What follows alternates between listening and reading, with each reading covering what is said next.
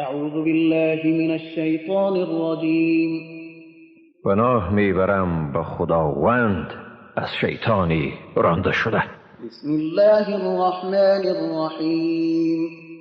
به نام خداوند بی اندازه مهربان نهایت باره. الف لام میم. ذلك الكتاب لا ريب فيه هدى للمتقین. الف لام میم. این کتاب در آن شکی نیست، هدایتی است برای پرهیزگاران، یعنی کسانی که از خداوند میترسند. الذين يؤمنون بالغيب ويقيمون الصلاة ومما رزقناهم ينفقون.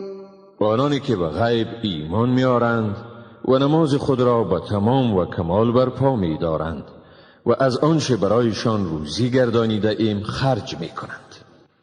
والذين يؤمنون بما أنزل إليك وما أنزل من قبلك وبالآخرة هم يوقنون. و آنانی که به آنچه به تو نازل گردانیده شده و به آنچه پیش از تو نازل گردانیده شده ایمان می‌آورند و از ته دل به آخرت یقین دارند. أولئك على هدى من ربهم وأولئك هم المفلحون. آنها از جانب پروردگارشان بر هدایت راستینند و ایشان همین هایند رستگار. إن الذين كفروا سواء عليهم أأنذرتهم أم لم تنذرهم لا يؤمنون. بدون شک کسانی که کافرند یعنی ایمان ندارند به ایشان یکسان است، خواه ایشان را اخطار بدهی یا اخطار ندهی ایشان ایمان نمی آورند. ختم الله على قلوبهم وعلى سمعهم وعلى أبصارهم غشاوة ولهم عذاب عظیم. خداوند بر دلهایشان و بر گوشهایشان مهر نهاده است و بر چشمانشان پرده است و برای آنان عذابی بزرگ است. ومن الناس من يقول آمنا بالله وباليوم الآخر وما هم بمؤمنين. از جمله مردمان کسانی اند که میگویند با خداوند و به روز آخرت ایمان آوردیم و ایشان در حقیقت ایمان ندارند.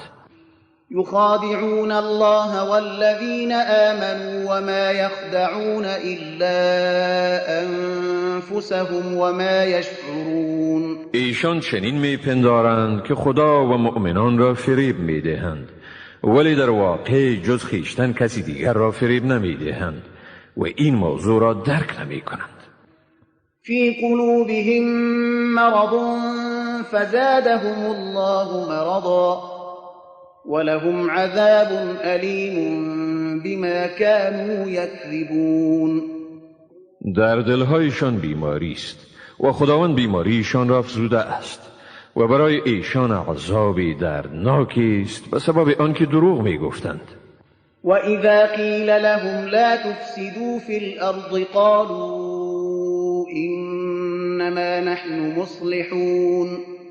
و هنگامی که به ایشان گفته شود در زمین فساد نکنید میگویند به تحقیق که ما اصلاح کنندگانیم. الا انهم هم المفسدون ولكن لا يشعرون. آگاه باشید به تحقیق که همین هایند مفسد، اما این موضوع را درک نمی کنند.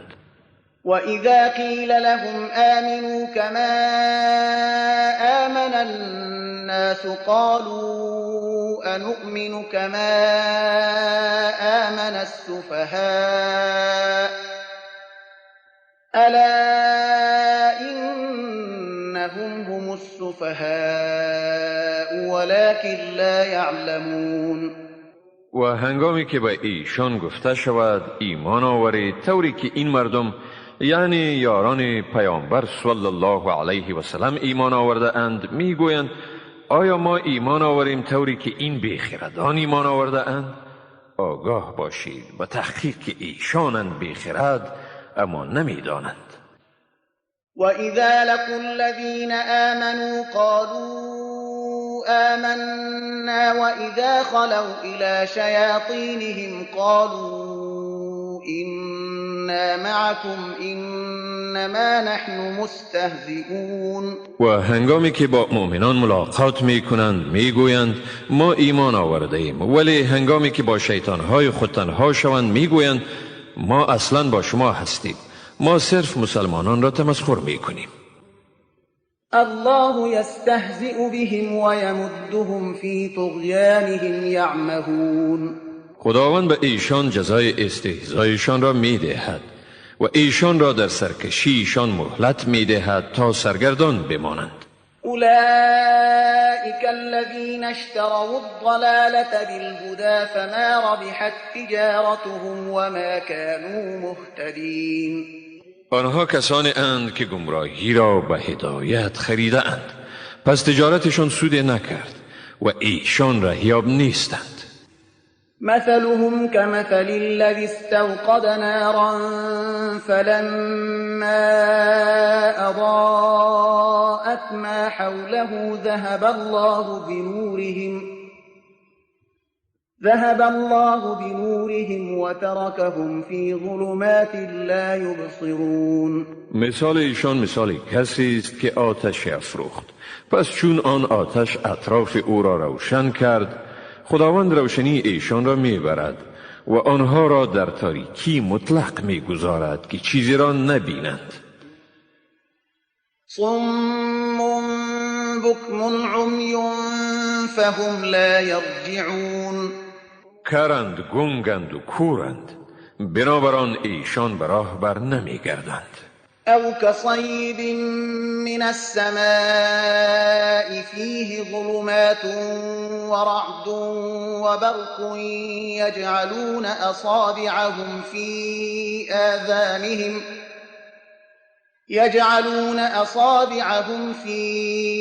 آذانهم من الصواعق حذر الموت والله محيط بالكافرين. یا مثال آنها همانند ابری مملو از باران است از آسمان که در آن تاریکی ها رعد و برق باشد. آنها سر انگشتان خود را از ترس مرگ به گوش های خود می نهند تا آواز صاعقه را نشنوند و خداوند همواره بر کافران احاطه دارد. يكاد البرق يخطف أبصارهم كلما أضاء لهم مشوا فيه وإذا أظلم عليهم قاموا ولو شاء الله لذهب بسمعهم وأبصارهم إن الله على كل شيء قدير. نزدیک است که برق چشمان یعنی قوه دیدشان را برباید.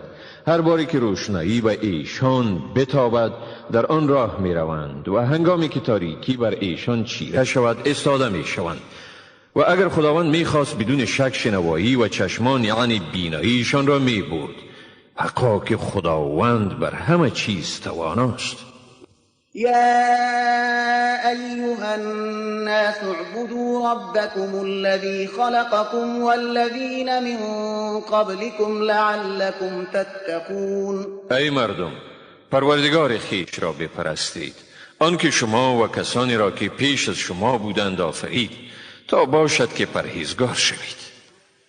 الذي جعل لكم الأرض فراشا والسماء بناء وأنزل من السماء ماء فأخرج به من الثمرات رزقا لكم فلا تجعلوا لله أندادا وأنتم تعلمون. آن که برای شما روی زمین را بساطی و آسمان را همچون سقفی ساخت و آب را از آسمان فرود آورد به وسیله آن میوه ها را برای روزی شما برآورد. پس در حالی که حقیقت را می دانید با خداوند همتایانی نیاورید. وَإِن كُنتُمْ فِي رَيْبٍ مِّمَّا نَزَّلْنَا عَلَىٰ عَبْدِنَا فَأْتُوا بِسُورَةٍ مِّن مِّثْلِهِ وَادْعُوا شُهَدَاءَكُم مِّن دُونِ اللَّهِ إِن كُنتُمْ صَادِقِينَ. و اگر شما از چیزی که ما وقتاً فوقتاً به بنده خود فرستاده ایم در شک هستید، پس سوره مثل آن را بیاورید. و اگر راست میگویید شاهدان یعنی مددگاران خود را بغیر از خدا بخواهید. فَإِن لَّمْ تَفْعَلُوا وَلَن تَفْعَلُوا فَاتَّقُوا النَّارَ الَّتِي وَقُودُهَا النَّاسُ وَالْحِجَارَةُ أُعِدَّتْ لِلْكَافِرِينَ. اما اگر این کار را نکردید و هرگز کرده نمیتوانید، پس از آتشی بترسید که درگیران یعنی آتشگیره آن مردمان و سنگها اند که برای کافران آماده شده است. وَبَشِّرِ الَّذِينَ آمَنُوا وَعَمِلُوا الصَّالِحَاتِ أَنَّ لَهُمْ جَنَّاتٍ تَجْرِي مِن تَحْتِهَا الْأَنْهَارُ كُلَّمَا رُزِقُوا مِنْهَا مِن ثَمَرَةٍ رِّزْقًا قَالُوا هَٰذَا الَّذِي رُزِقْنَا مِن قَبْلُ وَأُتُوا بِهِ مُتَشَابِهًا وَلَهُمْ فِيهَا أَزْوَاجٌ مُّطَهَّرَةٌ وَهُمْ فِيهَا خَالِدُونَ. و به کسانی که ایمان دارند و کارهای نیکو می کنند بشارت ده که واقعا آنها را بهشت‌هایی است که از زیر درختان آن جویبارها جریان دارد. هر باری که از میوه‌های آن روزی داده می‌شوند می‌گویند این همان است که برای ما پیش از این روزی داده شده بود و برایشان چیزهای همانند آورده می‌شود و ایشان را در آنجا همسران پاکیزه است و ایشان در آن جاودانند. إِنَّ اللَّهَ لَا يَسْتَحْيِي أَن يَضْرِبَ مَثَلًا مَّا بَعُوضَةً فَمَا فَوْقَهَا ۚ فَأَمَّا الَّذِينَ آمَنُوا فَيَعْلَمُونَ أَنَّهُ الْحَقُّ مِن رَّبِّهِمْ ۖ وَأَمَّا الَّذِينَ كَفَرُوا فَيَقُولُونَ مَاذَا أَرَادَ اللَّهُ بِهَٰذَا مَثَلًا يُضِلُّ بِهِ كَثِيرًا وَيَهْدِي بِهِ كَثِيرًا وَمَا يُضِلُّ بِهِ إِلَّا الْفَاسِقِينَ. خداوند هرگز از این شرمگین نمی شود که مثل بزند به هر گونه‌ای که باشد، خواه این مثال پشه باشد یا از آن در کوچکی بالاتر. پس آنهایی که ایمان آورده اند می دانند که واقعا این مثال حق است از جانب پروردگارشان. اما کسانی که کافر شدند شک کنان می گویند خداوند به این مثال چی چیز را اراده کرده است؟ با این مثال بسیاری را گمراه می کند و بسیاری را رهیاب می گرداند و با این مثال گمراه نمی کند مگر فاسقان را. الذين ينقضون عهد الله من بعد ميثاقه ويقطعون ما أمر الله به أن يوصل ويفسدون في الأرض أولئك هم الخاسرون. کسانی که پیمان خداوند را بعد از استواری آن می شکنند و چیزی را که خداوند به پیوند و اتصال آن امر کرده قطع می کنند و در روی زمین فساد می کنند، ایشان همین ها اند زیانکار. كيف تكفرون بالله وكنتم أمواتا فأحياكم ثم يميتكم ثم يحييكم ثم إليه ترجعون. چگونه از خدا انکار می کنید در حالی که زنده نبودید؟ پس او شما را زنده گردانید و باز شما را می میراند و باری دیگر شما را زنده می گرداند و باز به سوی او بازگشت می نمایید. هو الذي خلق لكم ما في الأرض جميعا ثم استوى إلى السماء فسواهن 7 سماوات وهو بكل شيء علیم. او ذاتی است که برای شما هر آنچه را در زمین است بیافرید، سپس قصد آسمان کرد و آنها را به 7 آسمان نظم و کمال بخشید و او به همه چیز داناست.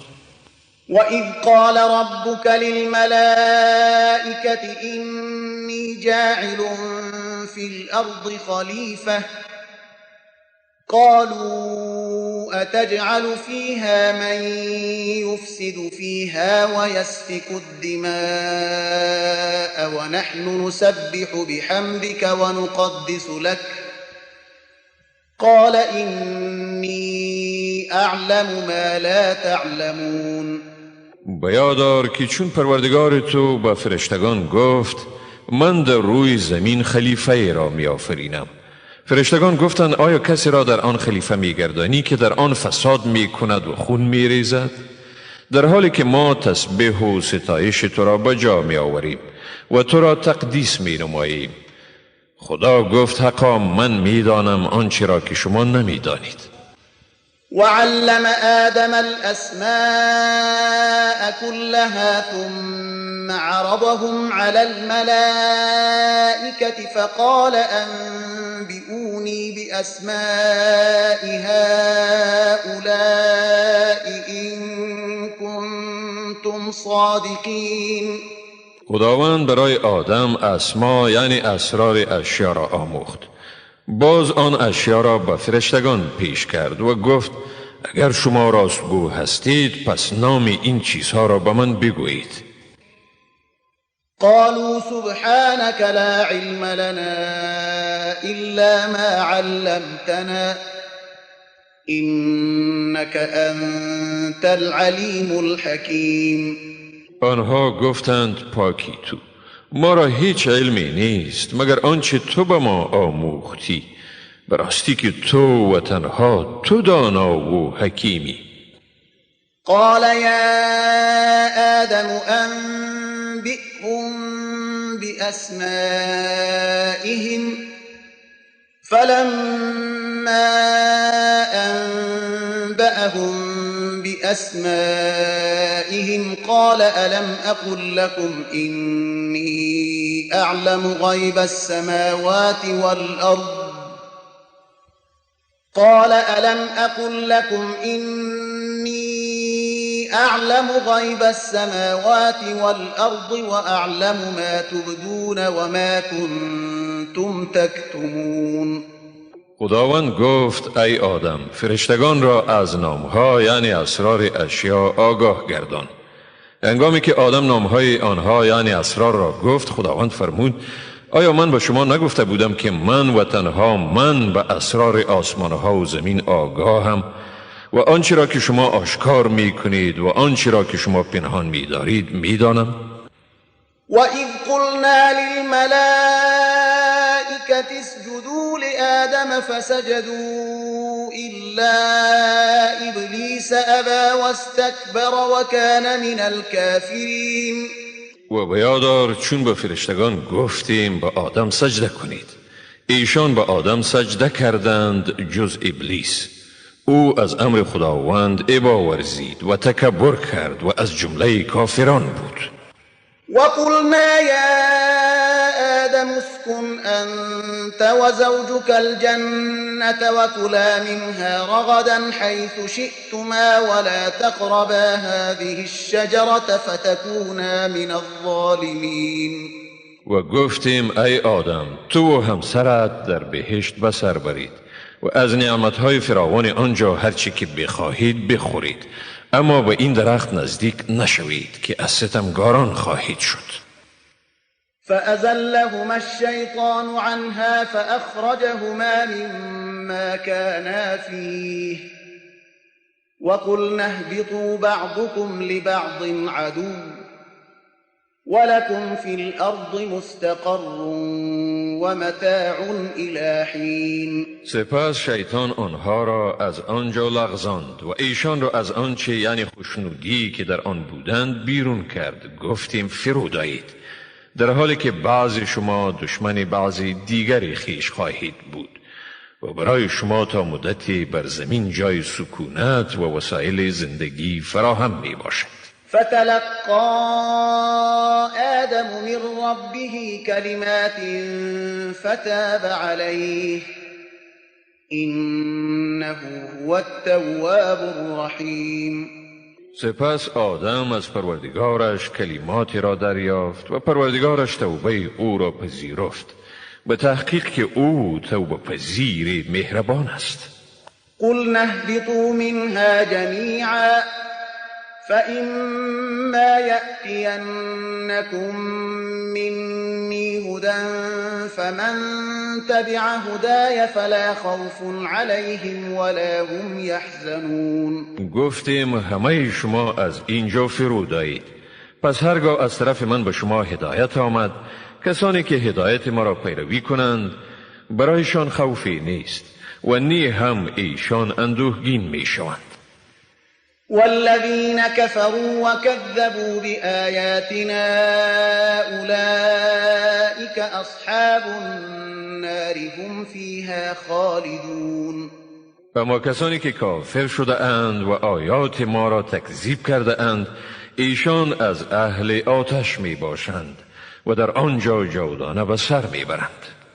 يا بني إسرائيل اذكروا نعمتي التي أنعمت عليكم وأوفوا بعهدي أوف بعهدكم وإياي فارهبون. ای بنی اسرائیل، بیاد دارید از آن نعمت‌هایی را که بر شما ارزانی کردم و به پیمانی که به من بسته اید وفا کنید تا من نیز به پیمان شما وفا کنم و تنها از من بترسید.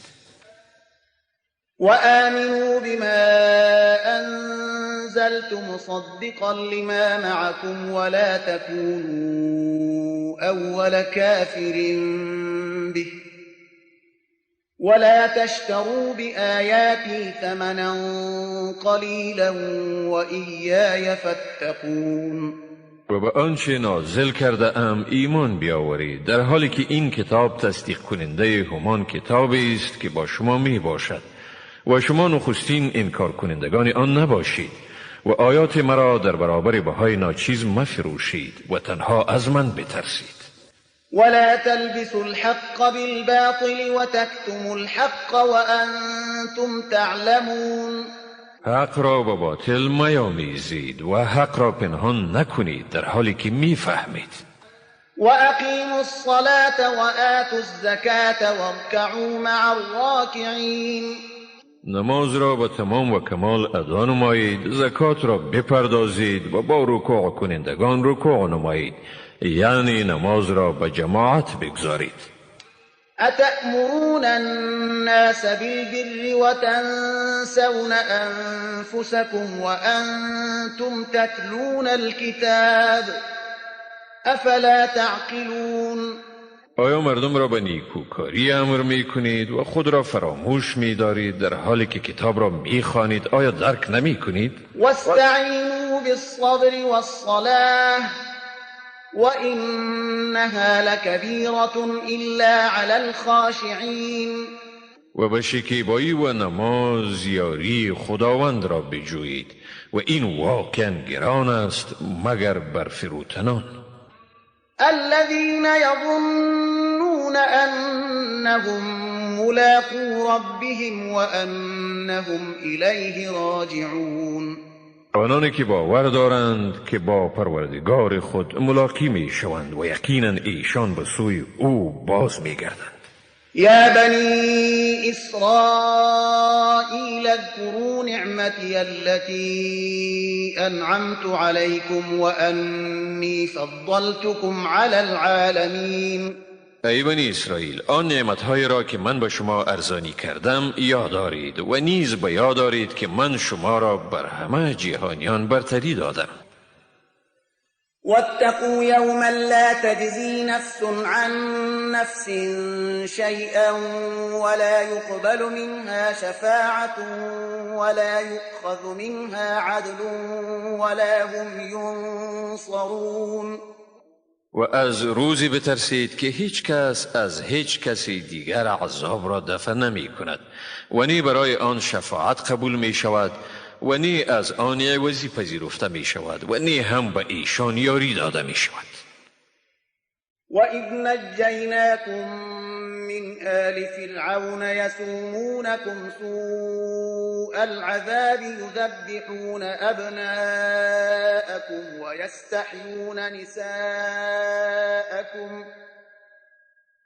وَفِي ذَلِكُمْ بَلَاءٌ من ربكم عظیم. بیاد دارید وقتی را که شما را از فرعونیان نجات دادیم ایشان به شما عذابهای شدیدی می رساندند، پسران شما را می کشتند و زنان شما را زنده می گذاشتند و در آن برای شما آزمایش بزرگی بود از طرف پروردگار شما. وَإِذْ فَرَقْنَا بِكُمُ الْبَحْرَ فَأَنْجَيْنَاكُمْ وَأَغْرَقْنَا آلَ فِرْعَوْنَ وَأَنْتُمْ تَنْظُرُونَ. و بیاد دارید وقتی را که برای شما دریا را شکافتیم و شما را نجات دادیم و فرعونیان را در حالی که شما مشاهده می کردید غرق کردیم. وَإِذْ وَعَدْنَا مُوسَىٰ 40 لَيْلَةً ثُمَّ اتَّخَذْتُمُ الْعِجْلَ مِن بَعْدِهِ وَأَنْتُمْ ظَالِمُونَ. و بیاد دارید وقتی را که برای موسی 40 شب مقرر کردیم و شما در غیاب او گوساله را خدا گرفتید در حالی که شما به این عمل خود ستمگار بودید.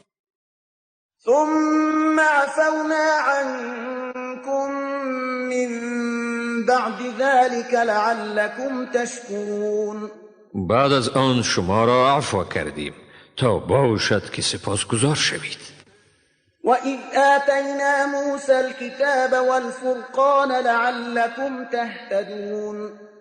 و بیاد دارید وقتی را که به موسی کتاب و فرقان یعنی جدا کننده حق از باطل را دادیم تا باشد که رهیاب گردید. وَإِذْ قَالَ مُوسَى لِقَوْمِهِ يَا قَوْمِ إِنَّكُمْ ظَلَمْتُمْ أَنفُسَكُمْ بِاتِّخَاذِكُمُ الْعِجْلَ فَتُوبُوا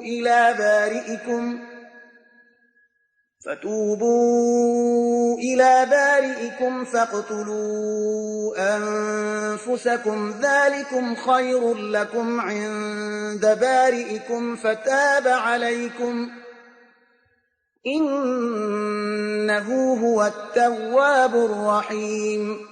و بیاد دارید وقتی را که موسی به قوم خود گفت ای قوم من، به تحقیق شما به خود ستم کردید به این که گوساله را با خدایی گرفتید، پس به سوی آفریدگار خیش برگردید و پس خود را بکشید. این کار برای شما بهتر است در نزد آفریننده شما. سپس خداوند توبه شما را پذیرفت، حقا که او بسیار توبه پذیر و مهربان است. وَإِذْ قُلْتُمْ يَا مُوسَى لَن نُّؤْمِنَ لَكَ حَتَّى نَرَى اللَّهَ جَهْرَةً فَأَخَذَتْكُمُ الصَّاعِقَةُ وَأَنْتُمْ تَنظُرُونَ. و بیاد دارید وقتی را که گفتید ای موسی تا خداوند را آشکار نبینیم به تو هرگز ایمان نمی آوریم، پس شما را صاعقه گرفت در حالی که می دیدید. ثم بعثناكم من بعد موتكم لعلكم تشكرون. سپس شما را بعد از مردن شما زنده گردانیدیم تا باشد که سپاسگزار شوید.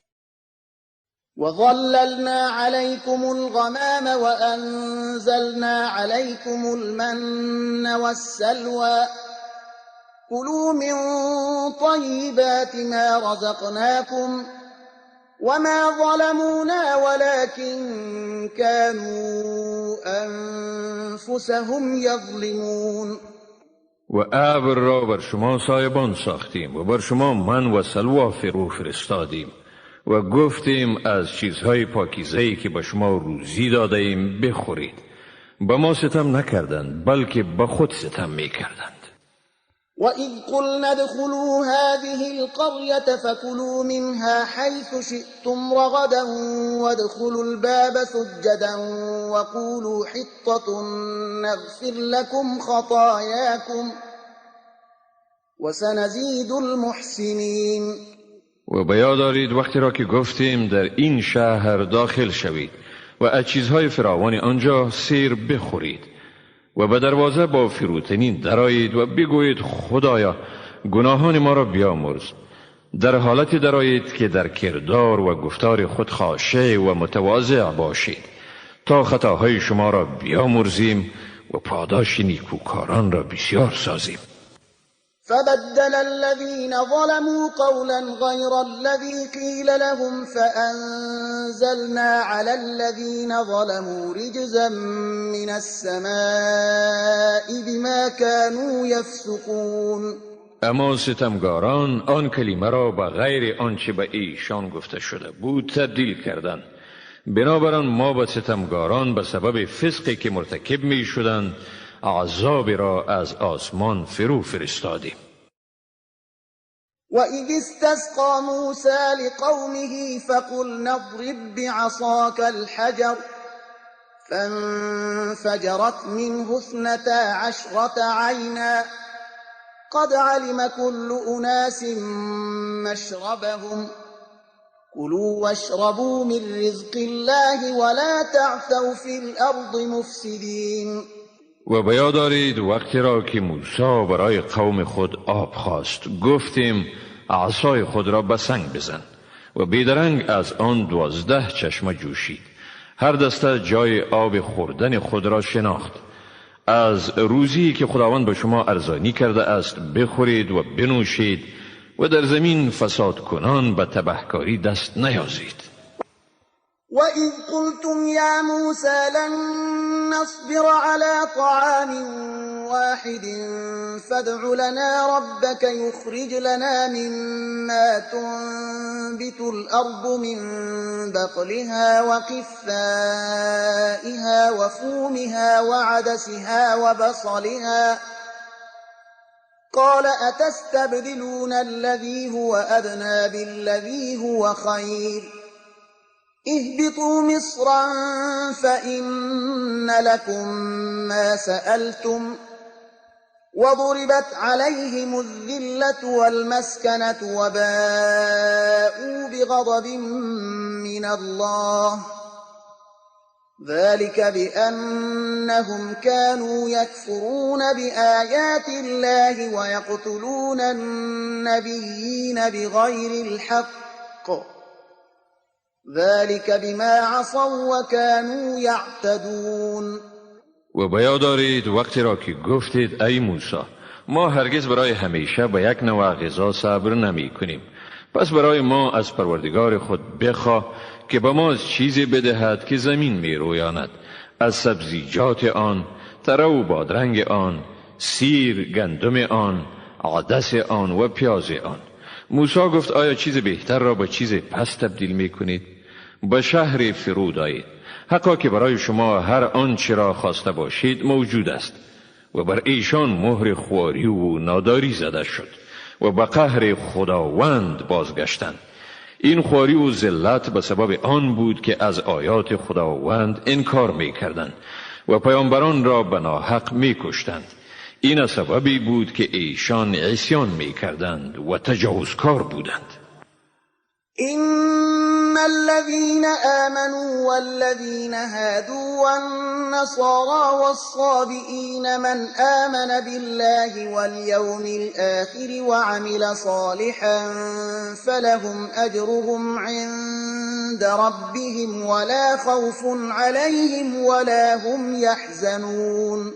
به تحقیق آنانی که به قرآن ایمان دارند و آنانی که یهود شدند و نصارا و سابیها، هر کسی که به خداوند و روز قیامت ایمان آورد و کار نیکو کند مزدشان به نزد پروردگارشان است. نه بر ایشان ترسی است و نه هم ایشان اندوهگین می شوند. وَإِذْ أَخَذْنَا مِيثَاقَكُمْ وَرَفَعْنَا فَوْقَكُمُ الطُّورَ خُذُوا مَا آتَيْنَاكُمْ بِقُوَّةٍ وَاذْكُرُوا مَا فِيهِ لَعَلَّكُمْ تَتَّقُونَ. و به یاد دارید وقتی را که از شما پیمانی استوار گرفتیم و بر بالای سر شما کوه طور را بلند کردیم، گفتیم چیزی را که به شما داده ایم یعنی تورات را محکم بگیرید و آنچه را در آن است همواره یاد دارید تا باشد که از خدا بترسید. ثم تولیتم من بعد ذلك فلولا فضل الله عليكم ورحمته لكنتم من الخاسرین. بعد از این پیمان رو گردانیدید و اگر فضل خدا و مهربانی او بر شما نمی بود بدون شک در جمله زیانکاران می بودید. ولقد علمتم الذين اعتدوا منكم في السبت فقلنا لهم كونوا قردة خاسئين. و حقا که شما در بین خود کسانی را شناختید که در روز شنبه تجاوز کردند، ایشان را گفتیم به شکل بوزینه ذلیل شده درآیید. فجعلناها نكالا لما بين يديها وما خلفها وموعظة للمتقين. و به این ترتیب آن واقعه را مایه عبرتی برای معاصرین و اخلافشان گردانیدیم و نیز پندی برای آنانی که از خدا می ترسند. وَإِذْ قَالَ مُوسَى لِقَوْمِهِ إِنَّ اللَّهَ يَأْمُرُكُمْ أَن تَذْبَحُوا بَقَرَةً قَالُوا أَتَتَّخِذُنَا هُزُوًا قَالَ أَعُوذُ بِاللَّهِ أَنْ أَكُونَ مِنَ الْجَاهِلِينَ. و به یاد دارید وقتی را که موسی به قوم خود گفت حقا که خدا به شما امر می کند تا گاوی را ذبح کنید، آنها گفتند ما را به مسخره می گیری؟ گفت به خداوند پناه می برم از این که از جمله جاهلان باشم.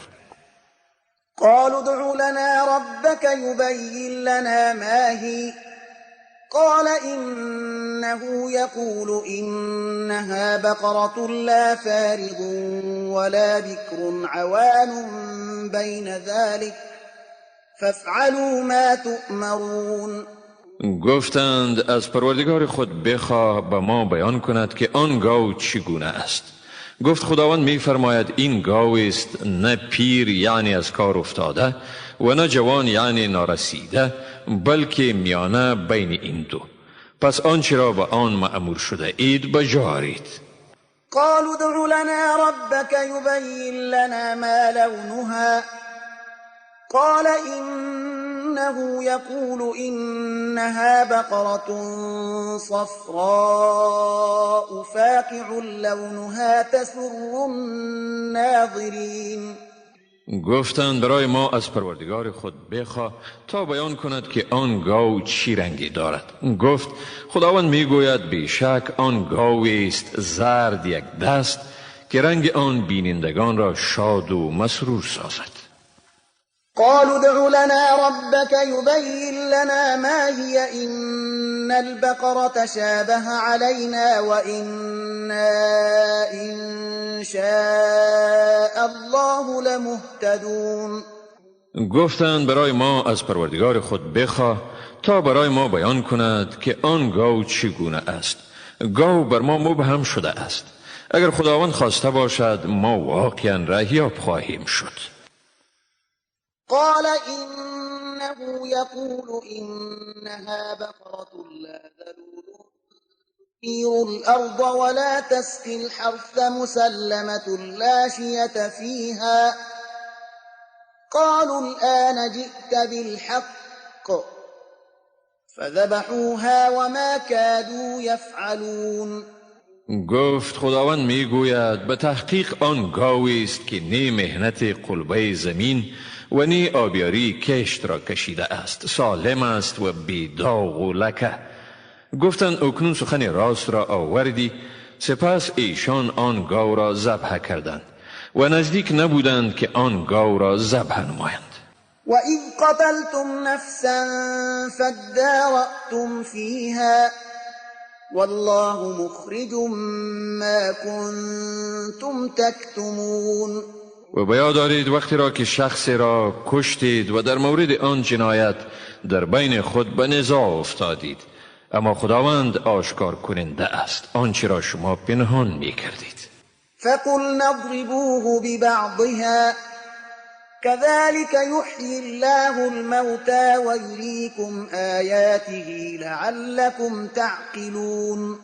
پس گفتیم آن جسد را با پاره از آن گاو بزنید، این چنین خداوند مردگان را زنده می کند و به شما آیات خود را نشان می دهد تا باشد که شما درک کنید.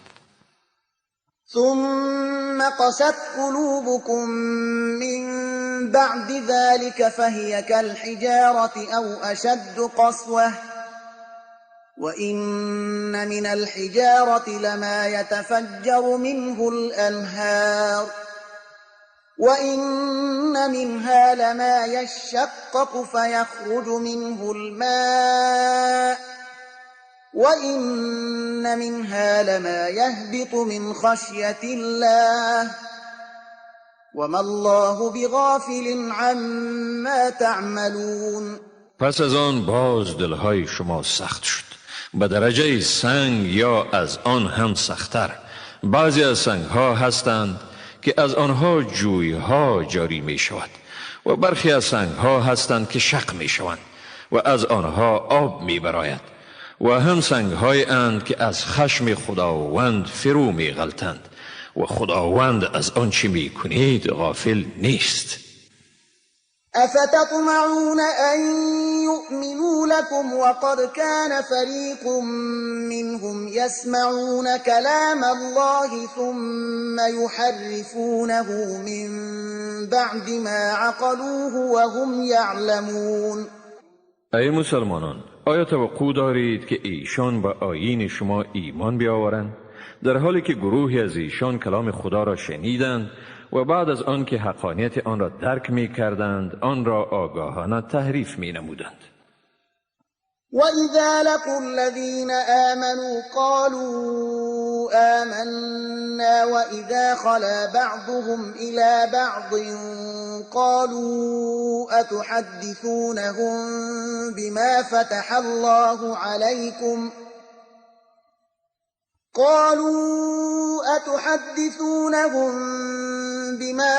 الله عليكم ليحاجوكم به عند ربكم افلا تعقلون. و چون ایشان با کسانی که ایمان آورده اند ملاقات می کنند می گویند ایمان آوردیم، اما وقتی که با یکدیگر در خلوت می بینند می گویند آیا به ایشان چیزی را می گویید که خداوند با شما آن را در تورات روشن ساخته است تا بدین ترتیب به وسیله آن با شما به حضور پروردگار شما مناظره کنند؟ آیا شما به نتیجه این کار پی نمی برید؟ اولا يعلمون ان الله يعلم ما يسرون وما يعلنون. آیا آنها نمی دانند که هر آنچه را که ایشان پنهان یا آشکار می دارند خداوند می داند؟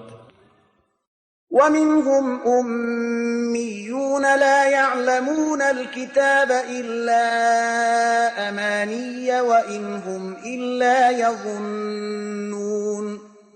و برخی از ایشان مردم امی اند که از کتاب جز آرزوهای غلط خود چیزی دیگری را نمی دانند و جز گمان به چیزی دیگری متکی نیستند. فويل للذين يكتبون الكتاب بأيديهم ثم يقولون هذا من عند الله ليشتروا به ثمنا قليلا فويل لهم مما كتبت أيديهم وويل لهم مما يكسبون. پس وای بر کسانی که کتاب را به دست خود می نویسند و باز می گویند این از جانب خداوند است تا بدین ترتیب به عوض آن بهای ناچیز به دست آورند.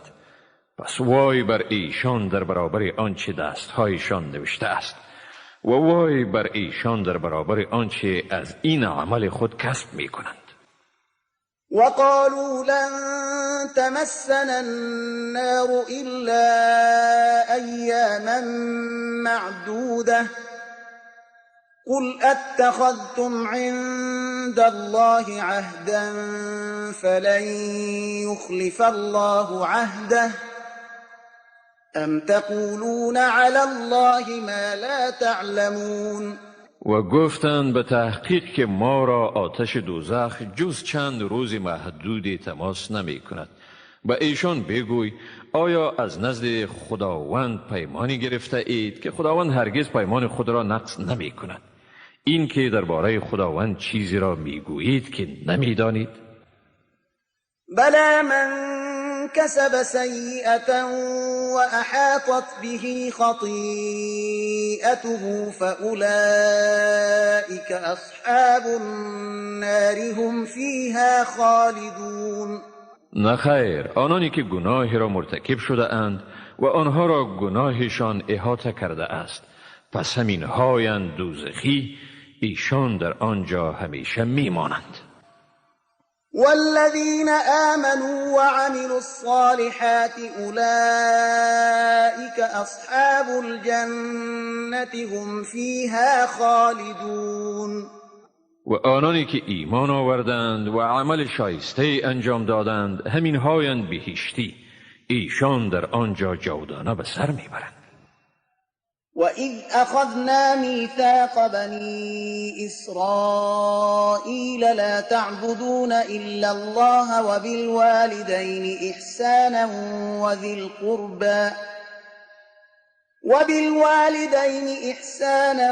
وَذِي الْقُرْبَى وَالْيَتَامَى وَالْمَسَاكِينِ وَقُولُوا لِلنَّاسِ حُسْنًا وَأَقِيمُوا الصَّلَاةَ وَآتُوا الزَّكَاةَ ثُمَّ تَوَلَّيْتُمْ إِلَّا قَلِيلًا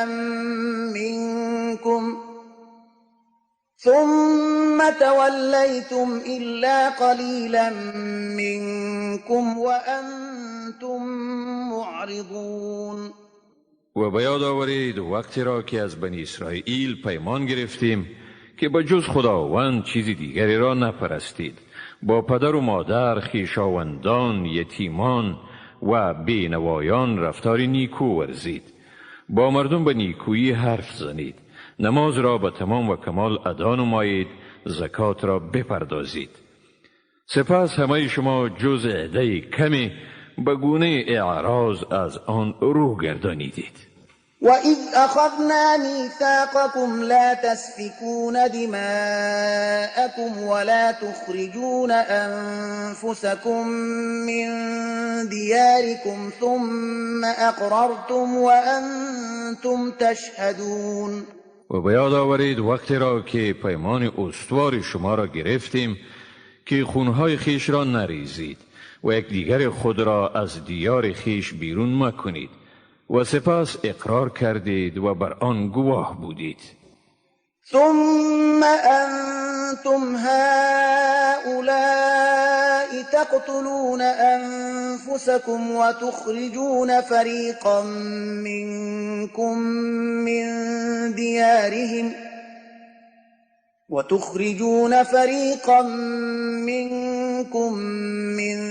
ديارهم تظاهرون عليهم بالإثم والعدوان وإن يأتوكم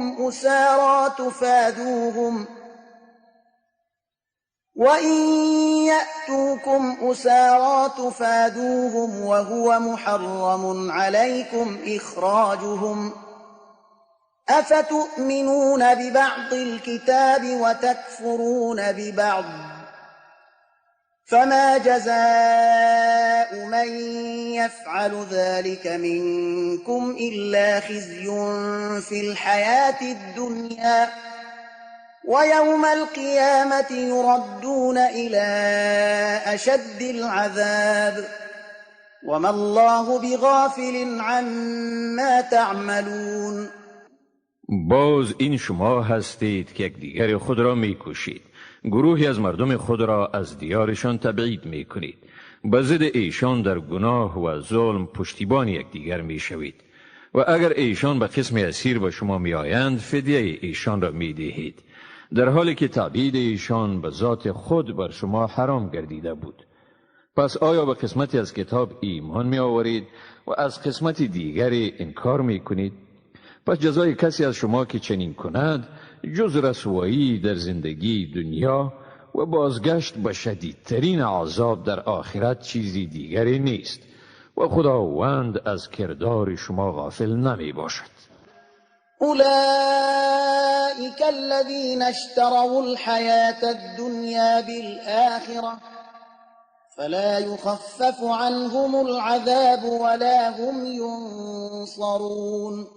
آنها کسانی اند که زندگی این دنیا را به بدل آخرت خریدند، بنابراین از عذابشان تخفیف دادن نمی شود و نه هم ایشان کمک می شوند.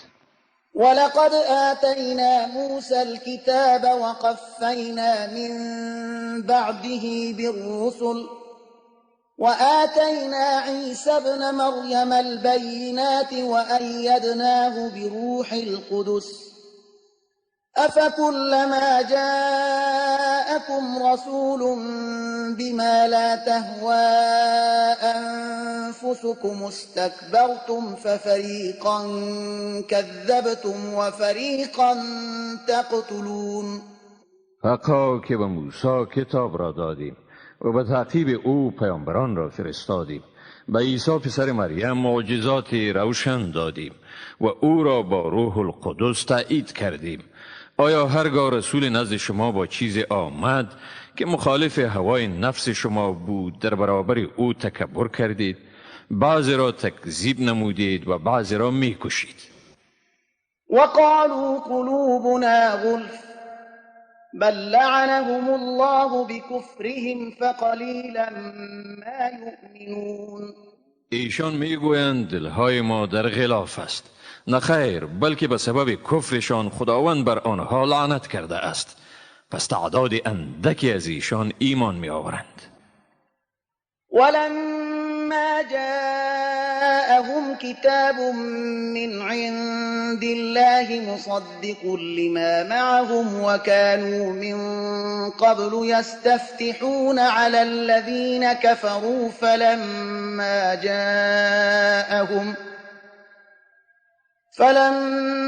جاءهم ما عرفوا كفروا به فلعنة الله على الكافرين.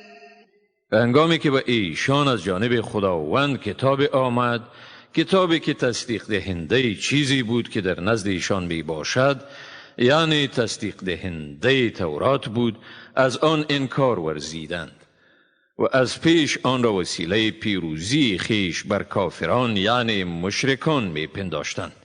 پس وقتی که به ایشان چیزی آمد که آن را می شناختند و باید به آن اعتراف می کردند، از آن انکار کردند. پس لعنت خداست بر کافران. بئس ما اشتروا به أنفسهم أن يكفروا بما أنزل الله بغيا أن ينزل الله من فضله على من يشاء من عباده فباءوا بغضب على غضب وللكافرین عذاب مهین. چی بد است چیزی که به آن نفسهای خود را فروخته اند. این که به آنچه خدا فرستاده است کافر شدند، از روی حسادت بر این که خداوند به هر کی از بندگان خود که بخواهد وحی نازل می گرداند.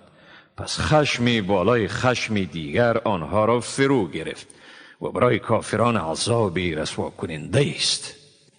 وَإِذَا قِيلَ لَهُمْ آمِنُوا بِمَا أَنزَلَ اللَّهُ قَالُوا نُؤْمِنُ بِمَا أُنزِلَ عَلَيْنَا وَيَكْفُرُونَ بِمَا وَرَاءَهُ وَهُوَ الْحَقُّ مُصَدِّقًا لِمَا مَعَهُمْ قُلْ فَلِمَ تَقْتُلُونَ أَنبِيَاءَ اللَّهِ مِن قبل إن كنتم مؤمنین.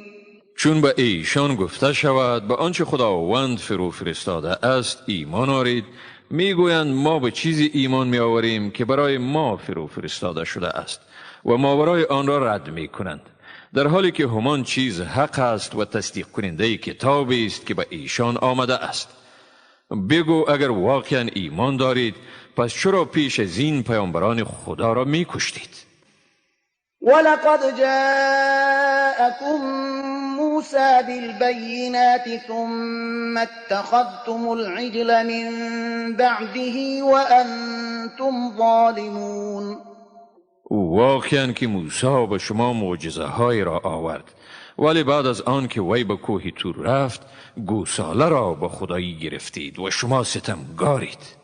وَإِذْ أَخَذْنَا مِيثَاقَكُمْ وَرَفَعْنَا فَوْقَكُمُ الطُّورَ خُذُوا مَا آتَيْنَاكُمْ بِقُوَّةٍ وَاسْمَعُوا قَالُوا سَمِعْنَا وَعَصَيْنَا وَأُشْرِبُوا فِي قُلُوبِهِمُ الْعِجْلَ بِكُفْرِهِمْ قُلْ بِئْسَ مَا يَأْمُرُكُمْ بِهِ إِيمَانُكُمْ إِن كُنتُم مُؤْمِنِينَ. و به یاد دارید که از شما پیمان استواری گرفتیم و کوه تور را بالای شما قرار دادیم و گفتیم آنچه را به شما داده این محکم بگیرید و بشنوید. گفتند شنیدیم و نافرمانی کردیم و محبت گوساله به دلشان آمیخته شد به سبب کفرشان. بگو بد است چیزی که شما را ایمان شما به آن امر می کند اگر مؤمن هستید. قل إن كانت لكم الدار الآخرة عند الله خالصة من دون الناس فتمنوا الموت إن كنتم صادقين. بگو اگر سرای آخرت نزد خداوند تنها از آن شماست، نی برای کسی دیگر، و اگر در این ادعای خود صادق هستید پس مرگ را آرزو کنید. ولن يتمنوه أبدا بما قدمت أيديهم والله عليم بالظالمين. اما ایشان به سبب آنچه دستهایشان از پیش فرستاده هرگز مرگ را آرزو نخواهند کرد و خداوند ستمگاران را خوب میشناسد.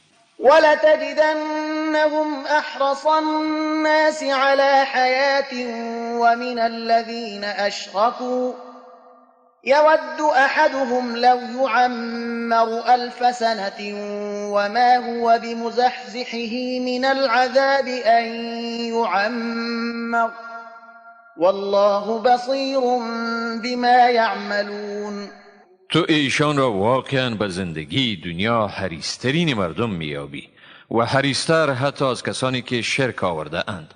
هر یک از ایشان آرزو دارد که ای کاش به وی عمر 1000 سال داده شود، ولی دادن چنین عمر هم او را از عذاب آتش دوزخ نجات دهنده نیست و خداوند به چیزهایی که آنها میکنند بیناست.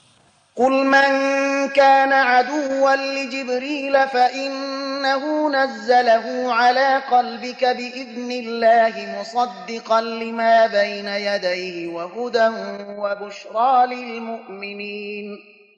بگو هر آن که دشمن جبرائیل باشد پس به تحقیق هم اوست که وحی را به حکم خداوند به دل تو نازل گردانید، در حالی که آن وحی تصدیق کننده کلامی است که قبل از آمدن وحی به تو نازل شده بود و رهنما و بشارت دهنده است برای مؤمنان. من كان عدوا لله وملائكته ورسله وجبريل وميكال فإن الله عدو للكافرين. هر آن که دشمن خداوند، فرشتگان، پیامبران خداوند، جبرائیل و میکائیل باشد کافر است، پس بیشک خداوند دشمن کافران می باشد. ولقد انزلنا إليك آيات بينات وما يكفر بها إلا الفاسقون. و به تحقیق به تو آیه های روشنی را فرو فرستادیم و جز مردم فاسق هیچ کس از آن انکار نمی کند. أو كلما عاهدوا عهدا نبذه فريق منهم بل أكثرهم لا يؤمنون. آیا این طور نیست هر باری که پیمانی بستند گروهی از ایشان آن را به دور افکندند؟ واقعیت امر این است که اکثر ایشان ایمان نمی آورند. ولما جاءهم رسول من عند الله مصدق لما معهم نبذ فريق من الذين أوتوا الكتاب كتاب الله وراء ظهورهم كأنهم لا يعلمون. و هرگاه به ایشان از جانب خداوند پیامبری به حیث تصدیق کننده چیزی که با خودشان است آمد، گروهی از آنها که برای ایشان کتاب داده شده است کتاب خداوند را پشت سر انداختند گویی که به آن پی نمیبرند. واتبعوا ما تتلو الشياطين على ملك سليمان وما كفر سليمان ولكن الشياطين كفروا يعلمون الناس السحر وما أنزل على الملكين ببابل هاروت وماروت وما يعلمان من أحد حتى يقولا إنما نحن فتنة فلا تكفر فيتعلمون منهما ما يفرقون به بين المرء وزوجه وما هم بضارين به من أحد إلا بإذن الله ويتعلمون ما يضرهم ولا ينفعهم ولقد علموا لمن اشتراه ما له في الآخرة من خلاق ولبئس ما شروا به أنفسهم لو كانوا يعلمون. و ایشان از چیزی پیروی کردند که آن را در عهد پادشاهی سلیمان شیطانها می‌خواندند. سلیمان هرگز کافر نشد، بلکه این شیطانها بودند که کفر را اختیار کردند. به مردم جادو می آموختند و نی چیزهای را که در بابل بر فرشتگان هاروت و ماروت فرود آورده شد. این دو فرشته هیچ کس را چیزی نمی آموختند مگر آن که می گفتند ما صرف برای آزمایش هستیم، پس مرتکب کفر مشو. مردم از این دو فرشته چیزهای را می آموختند که با بکار بردن آنها میان شوهر و زنش جدایی می افگندند. اما با این کار خود تا خدا نمی خواست به هیچ کس ضرر رسانیدن نمی توانستند و ایشان چیزی را می آموختند که برایشان ضرر می رسانید و سود بار نمی آورد و آنها واقعا خوب می دانستند کسی که جادو را برگزید از آخرت بهره ندارد و چی بد بود چیزی که خود را به آن فروختند اگر می دانستند. ولو أنهم آمنوا واتقوا لمثوبة من عند الله خير لو كانوا يعلمون. و اگر ایشان ایمان می آوردند و پرهیزگاری می کردند حقا که پاداششان نزد خداوند بهتر می بود اگر می دانستند. يا أيها الذين آمنوا لا تقولوا راعنا وقولوا انظرنا واسمعوا وللكافرين عذاب أليم. ای مؤمنان، با پیامبر رعینا مگویید بلکه انظرنا بگویید، یعنی پیامبر را به الفاظ خطاب نکنید که از آن تعبیر اهانت آمیز شود و به گفته او گوش بدهید. کافران را عذاب دردناک است. ما يود الذين كفروا من أهل الكتاب ولا المشركين أن ينزل عليكم من خير من ربكم والله يختص برحمته من يشاء والله ذو الفضل العظيم. نه آنانی که از جمله اهل کتاب کافر شده اند و نه مشرکان، هیچ کدامشان نمیخواهند که از پروردگار شما بر شما چیزی از نیکویی نازل شود، اما خداوند هر کی را بخواهد به رحمت خاص خیش اختصاص می دهد و خداوند صاحب فضل بزرگ است. ما ننسخ من آية أو ننسها نأت بخير منها أو مثلها ألم تعلم أن الله على كل شيء قدير. ما اگر وحی را نسخ کنیم یا آن را به فراموشی بسپاریم، سپس بهتر از آن یا همانند آن را می آوریم. آیا نمیدانی که خداوند بر همه چیز قدرت دارد؟ ألم تعلم أن الله له ملك السماوات والأرض وما لكم من دون الله من ولي ولا نصير.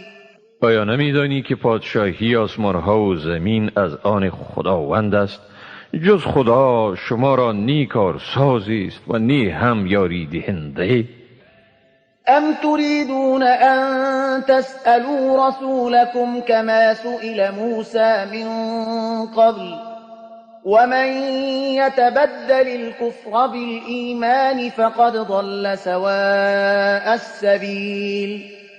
آیا می خواهید از پیامبر خود همان گونه سوال کنید که از موسی قبلا سوال شده بود؟ و هر کسی که ایمان را به کفر بدل نماید بدون شک راه راست را گم کرده است.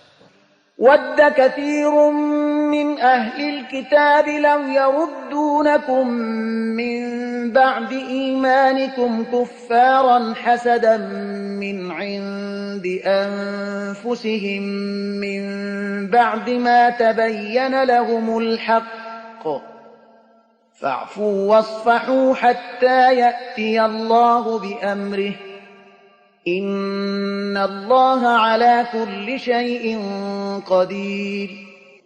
بسا از اهل کتاب آرزو می کنند اگر شما را بعد از ایمان آوردن شما به کفر برگردانند و این از حسدی است که بعد از روشن شدن حق به ایشان از نفسهایشان نشأت کرده است.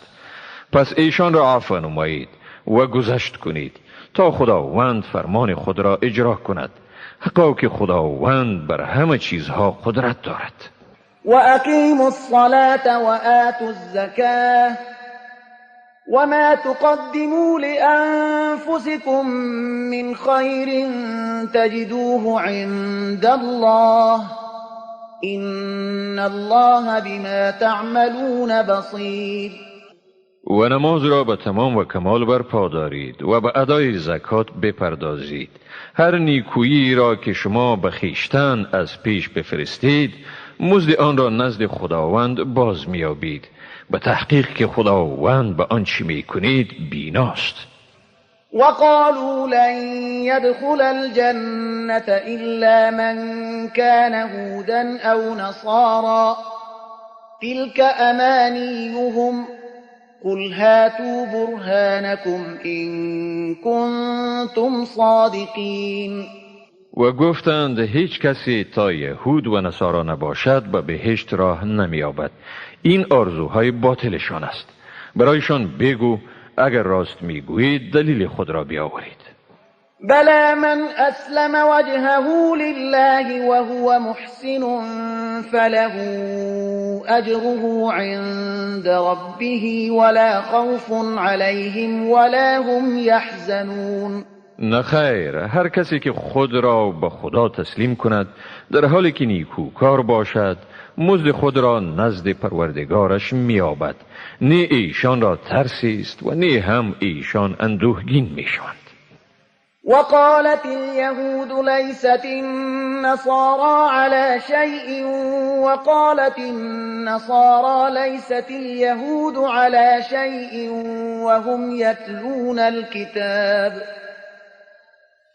كذلك قال الذين لا يعلمون مثل قولهم فالله يحكم بينهم يوم القيامة فيما كانوا فيه يختلفون. یهودیان گفتند نصرانیان بر چیزی نیستند و نصرانیان گفتند یهودیان بر چیزی نیستند، حال آنکه ایشان کتاب آسمانی را میخوانند. کسانی که نمیدانند یعنی مشرکان نیز مانند سخن ایشان گفتند، ولی خداوند در بین آنها در مورد آنچه بر آن منازعه دارند در روز قیامت قضاوت می کند. ومن أظلم ممن منع مساجد الله أن يذكر فيها اسمه وسعى في خرابها أولئك ما كان لهم أن يدخلوها إلا خائفين لهم في الدنيا خزي ولهم في الآخرة عذاب عظيم. و کیست بیدادگرتر از کسی که منع کرد از اینکه در مساجد نام خداوند گرفته شود و در خراب کردن مساجد کوشید. ایشان حق آن را نداشتند و ندارند که جز با ترس به مساجد داخل شوند. برای آنها در دنیا رسوایی است و در آخرت عذابی بزرگ است. ولله المشرق والمغرب فأينما تولوا فثم وجه الله إن الله واسع عليم. مشرق و مغرب از آن خداست. به هر سوی که رو آرید همانجا حضور خداست. به تحقیق که خداوند گشایشگر و داناست. وقالوا اتخذ الله ولدا سبحانه بل له ما في السماوات والأرض كل له قانتون. گفتند خداوند برای خود پسری گرفت. منزه است او. حقیقت این است که هر چی در آسمان ها و زمین است از آن او می باشد و همه چیز به او فرمان بردار هستند. بديع السماوات والأرض وإذا قضى أمرا فإنما يقول له كن فيكون. ایجادگر آسمان ها و زمین است و هرگاه او به چیزی دستور دهد پس بیگمان به آن میگوید شو و آن چیز فوراً می شود. وقال الذين لا يعلمون لولا يكلمنا الله أو تأتينا آية كذلك قال الذين من قبلهم مثل قولهم تشابهت قلوبهم قد بينا الآيات لقوم يوقنون. آنانی که علم ندارند میگویند چرا خداوند با ما سخن نمیگوید یا چرا به ما نشانه ای نمی آید. همانند این چیزها را کسانی میگفتند که پیش از ایشان بوده اند. مثل گفته ایشان دلهای آنها مشابه است. ما بدون شک نشانه های خود را برای قومی که یقین دارند بیان کردیم. إنا أرسلناك بالحق بشيرا ونذيرا ولا تسأل عن أصحاب الجحيم. بیشک ما تو را به حق به حیث مژده آور و بیم دهنده فرستاده ایم و از تو در مورد اهل دوزخ سوال نمی شود. ولن ترضى عنك اليهود ولا النصارى حتى تتبع ملتهم قل إن هدى الله هو الهدى ولئن اتبعت أهواءهم بعد الذي جاءك من العلم ما لك من الله من ولي ولا نصير. یهود و نصارا هرگز از تو راضی نمی شوند تا تو از دین ایشان پیروی کنی و ایشان بگو حقا رهنمایی تنها همان رهنمایی خداوند است.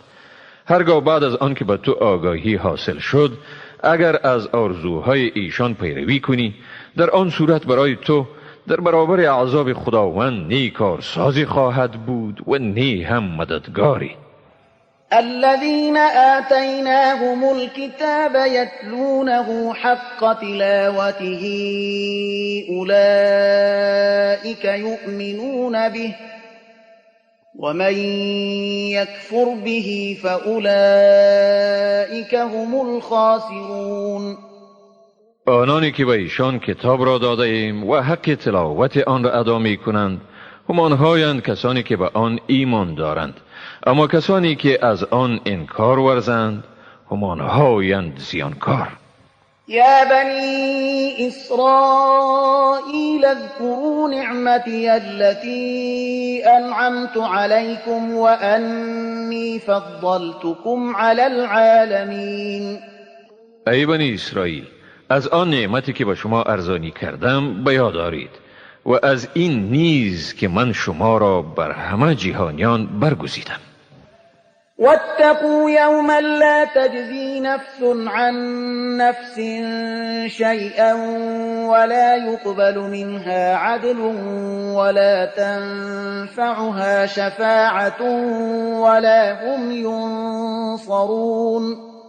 و از آن روزی بترسید که هیچ کسی از کسی دیگر چیزی یعنی عذاب را دفع نمی کند و نی از او عوض قبول خواهد شد و نی به او شفاعت سودی می نماید و نی هم ایشان یاری داده می شوند. وَإِذِ ابْتَلَى إِبْرَاهِيمَ رَبُّهُ بِكَلِمَاتٍ فَأَتَمَّهُنَّ قال إني جاعلك للناس إماما قال ومن ذريتي قال لا ينال عهد الظالمین. بیادار وقتی را که ابراهیم را پروردگارش به سخن چند آزمود که وی آن را انجام داد. خداوند گفت حقا که من تو را برای مردم پیشوا می‌گردانم. ابراهیم گفت و از دودمان من نیست. خداوند گفت عهد من به ستمگاران نمیرسد.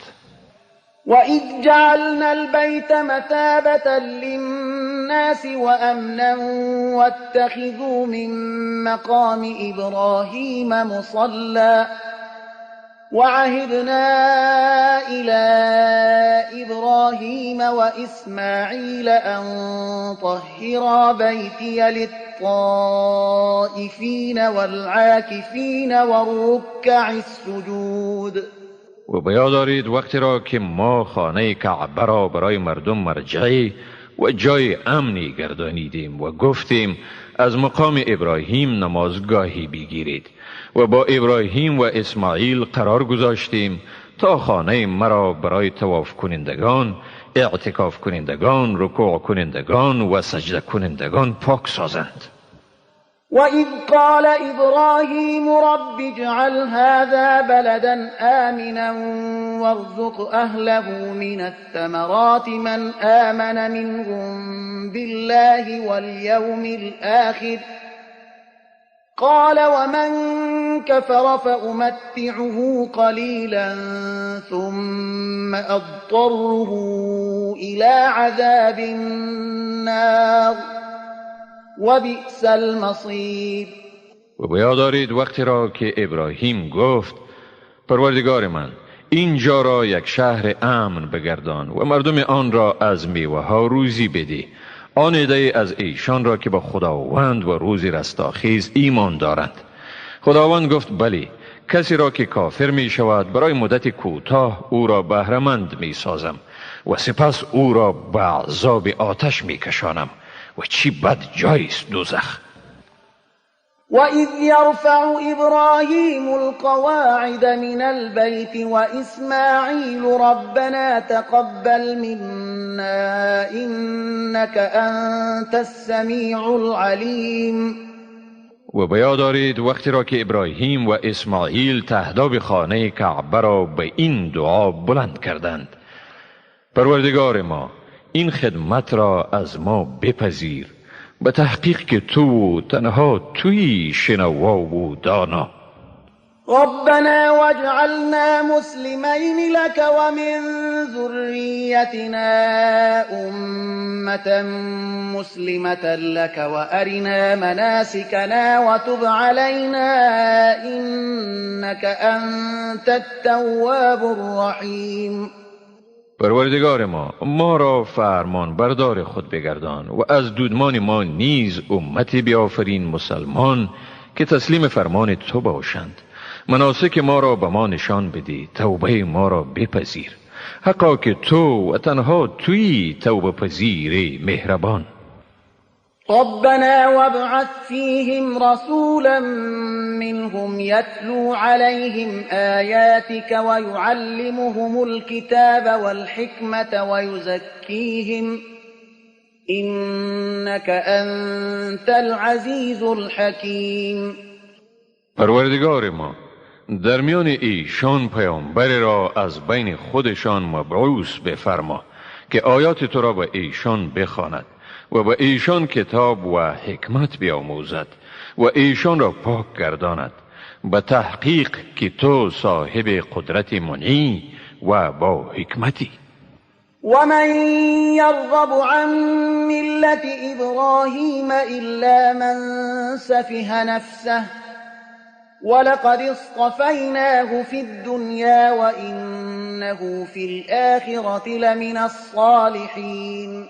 و کیست آن که از کیش ابراهیم رو بگرداند مگر شخص سفیهی که خود را نشناسد. حقا که ما ابراهیم را در دنیا برگزیدیم و به تحقیق که او در روز رستاخیز از صالحان است. اذ قال له ربه اسلم قال اسلمت لرب العالمین. و بیا دارید وقتی را که پروردگارش به او گفت تسلیم شو، گفت به پروردگار جهانیان تسلیم شدم. ووصى بها إبراهيم بنيه ويعقوب يا بني إن الله اصطفى لكم الدين فلا تموتن إلا وأنتم مسلمون. ابراهیم فرزندان خود را با این وصیت کرد و یعقوب نیز عین وصیت را نمود. ای پسران من، حقا که خداوند دین اسلام را برای شما برگزید، پس نمیرید مگر در حالی که مسلمان باشید. ام کنتم شهداء اذ حضر یعقوب الموت اذ قال لبنیه ما تعبدون من بعدی قالوا نعبد الهك واله آبائك ابراهیم واسماعیل واسحاق الها واحدا ونحن له مسلمون. آیا شما در وقتی که یعقوب را مرگ فرا رسید حاضر بودید چون به فرزندان خود گفت بعد از من چی چیز را می پرستید؟ گفتند خدای تو و خدای پدران تو ابراهیم، اسماعیل و اسحاق را می پرستیم، خدای یکتا را، و ما به او تسلیم هستیم. تلك امة قد خلت لها ما كسبت ولكم ما كسبتم ولا تسألون عما كانوا يعملون.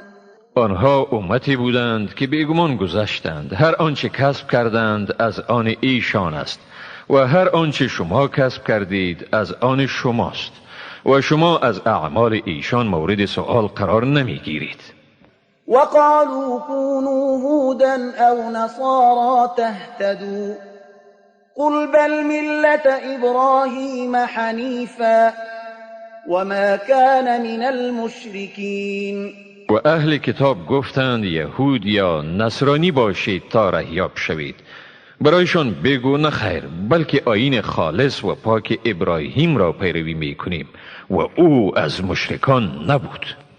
قولوا آمنا بالله وما أنزل إلينا وما أنزل إلى إبراهيم وإسماعيل وإسحاق ويعقوب والأسباط وما أوتي موسى وعيسى وما أوتي النبيون من ربهم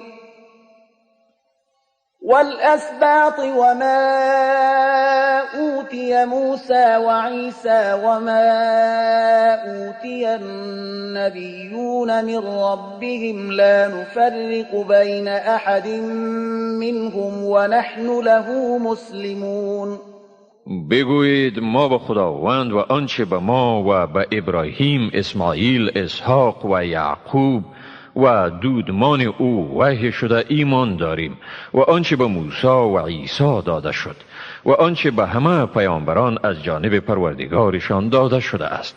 ما در میان هیچ یک از ایشان تفریق نمی کنیم و ما به خداوند تسلیم هستیم. فإن آمنوا بمثل ما آمنتم به فقد اهتدوا وإن تولوا فإنما هم في شقاق فسيكفيكهم الله وهو السميع العليم. اگر ایشان به مانند آنچه شما به آن باور دارید ایمان آورند پس ایشان واقعا رهیاب شده اند. اگر سرپیچی کنند پس ایشان واقعا در شقاق یعنی از حق جدا شده اند و زود باشد که خداوند شر ایشان را از تو باز دارد و اوست شنوای دانا. صبغة الله ومن احسن من الله صبغة ونحن له عابدون. رنگ خدایی و کیست که از خدا رنگ بهتر داده بتواند و ما تنها او را عبادت می کنیم. قل أتحاجوننا في الله وهو ربنا وربكم ولنا أعمالنا ولكم أعمالكم ونحن له مخلصون. بگو آیا شما در شان خداوند با ما منازعه می کنید در حالی که او پروردگار ما و پروردگار شماست و ما مسئول کردار خود هستیم و شما هم مسئول کردار خود و ما به او مخلصیم. ام تقولون إن إبراهيم وإسماعيل وإسحاق ويعقوب والأسباط كانوا هودا أو نصارى قل أأنتم أعلم أم الله ومن أظلم ممن كتم شهادة عنده من الله وما الله بغافل عما تعملون. آیا میگویید که ابراهیم، اسماعیل، اسحاق، یعقوب و دودمان او یهود یا نصرانی بودند؟ بگو آیا شما بهتر میدانید یا خدا؟ کیست ستمگارتر از کسی که شهادتی را پنهان می کند که از جانب خداوند نزد اوست و خداوند از آنچه می کنید بیخبر نیست؟ تلك أمة قد خلت لها ما كسبت ولكم ما كسبتم ولا تسألون عما كانوا يعملون. آنها مردمی بودند که بیگمان گذشتند. هر آنچه کسب کردند از آن ایشان است و هر آنچه شما کسب می کنید از آن شماست. شما از آنچه ایشان می کردند مورد سوال قرار نمی گیرید.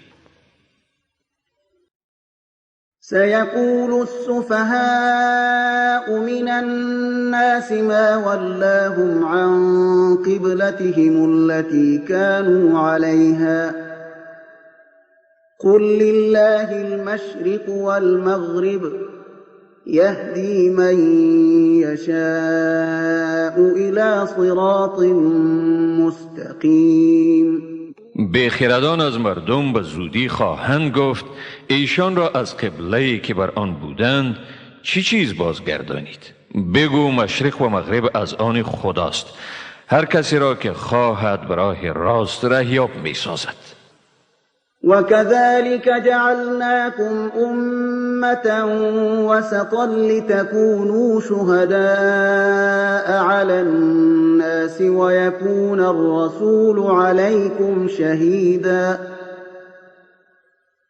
وما جعلنا القبلة التي كنت عليها إلا لنعلم من يتبع الرسول ممن ينقلب على عقبيه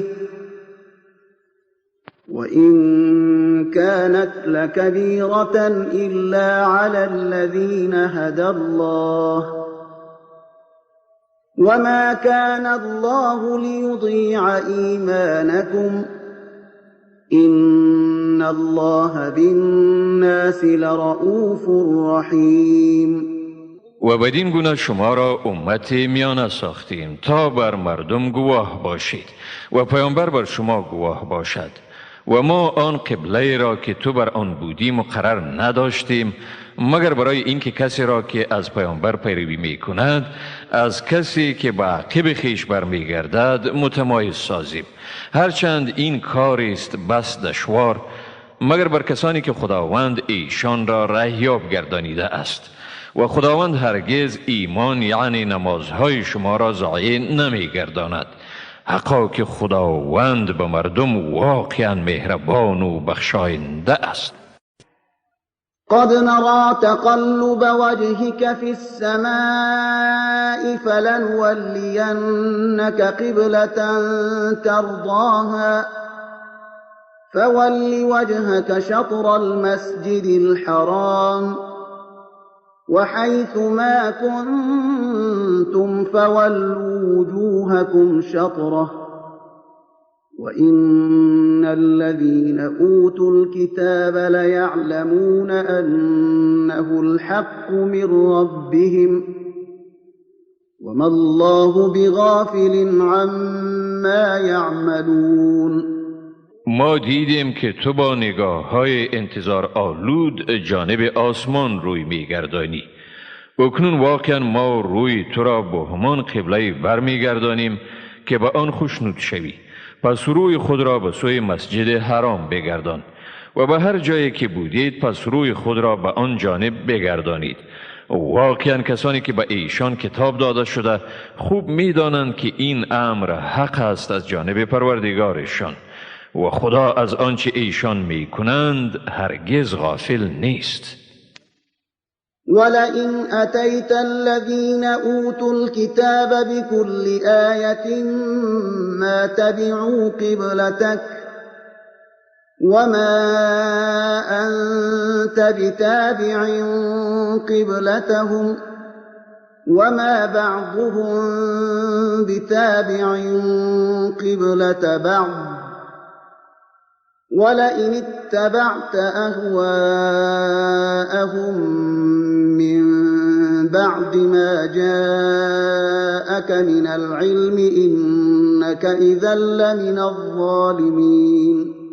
واقعا اگر با اهل کتاب هر نشانه را بیاوری هرگز قبله تو را پیروی نمی کنند و نه هم تو از قبله ایشان پیروی می نمایی و نه بعضشان قبله بعضی دیگر را پیروی می کنند.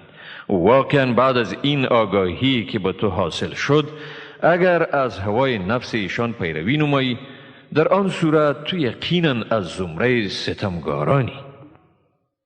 الذين آتيناهم الكتاب يعرفونه كما يعرفون أبناءهم وإن فريقا منهم ليكتمون الحق وهم يعلمون. کسانی که به ایشان کتاب را دادیم او صلی الله علیه و سلم را طوری می شناسند که فرزندان خود را می شناسند و حقا که گروهی از ایشان آگاهانه حق را پنهان می کنند. الحق من ربك فلا تكونن من الممترین. این یعنی روی آوردن به سوی خانه کعبه حق است از جانب پروردگار تو، پس هرگز از زمره شک کنندگان مباش. ولكل وجهة هو موليها فاستبقوا الخيرات أينما تكونوا يأت بكم الله جميعا إن الله على كل شيء قدير. هر کسی جهتی دارد که خداوند او را به سوی آن متوجه می سازد، پس در نیکوکاری از یکدیگر سبقت نمایید. هر جایی که باشید خداوند همه شما را باز می آورد. حقا که خداوند بر هر چیزی تواناست. ومن حيث خرجت فول وجهك شطر المسجد الحرام وإنه للحق من ربك وما الله بغافل عما تعملون. و از هر جایی که بیرون شدی پس روی خود را به سوی مسجد حرام بگردان و این واقعا حق است از جانب پروردگار تو و خدا از آنچه می کنید غافل نیست. ومن حيث خرجت فول وجهك شطر المسجد الحرام وحيث ما كنتم فولوا وجوهكم شطره لئلا يكون للناس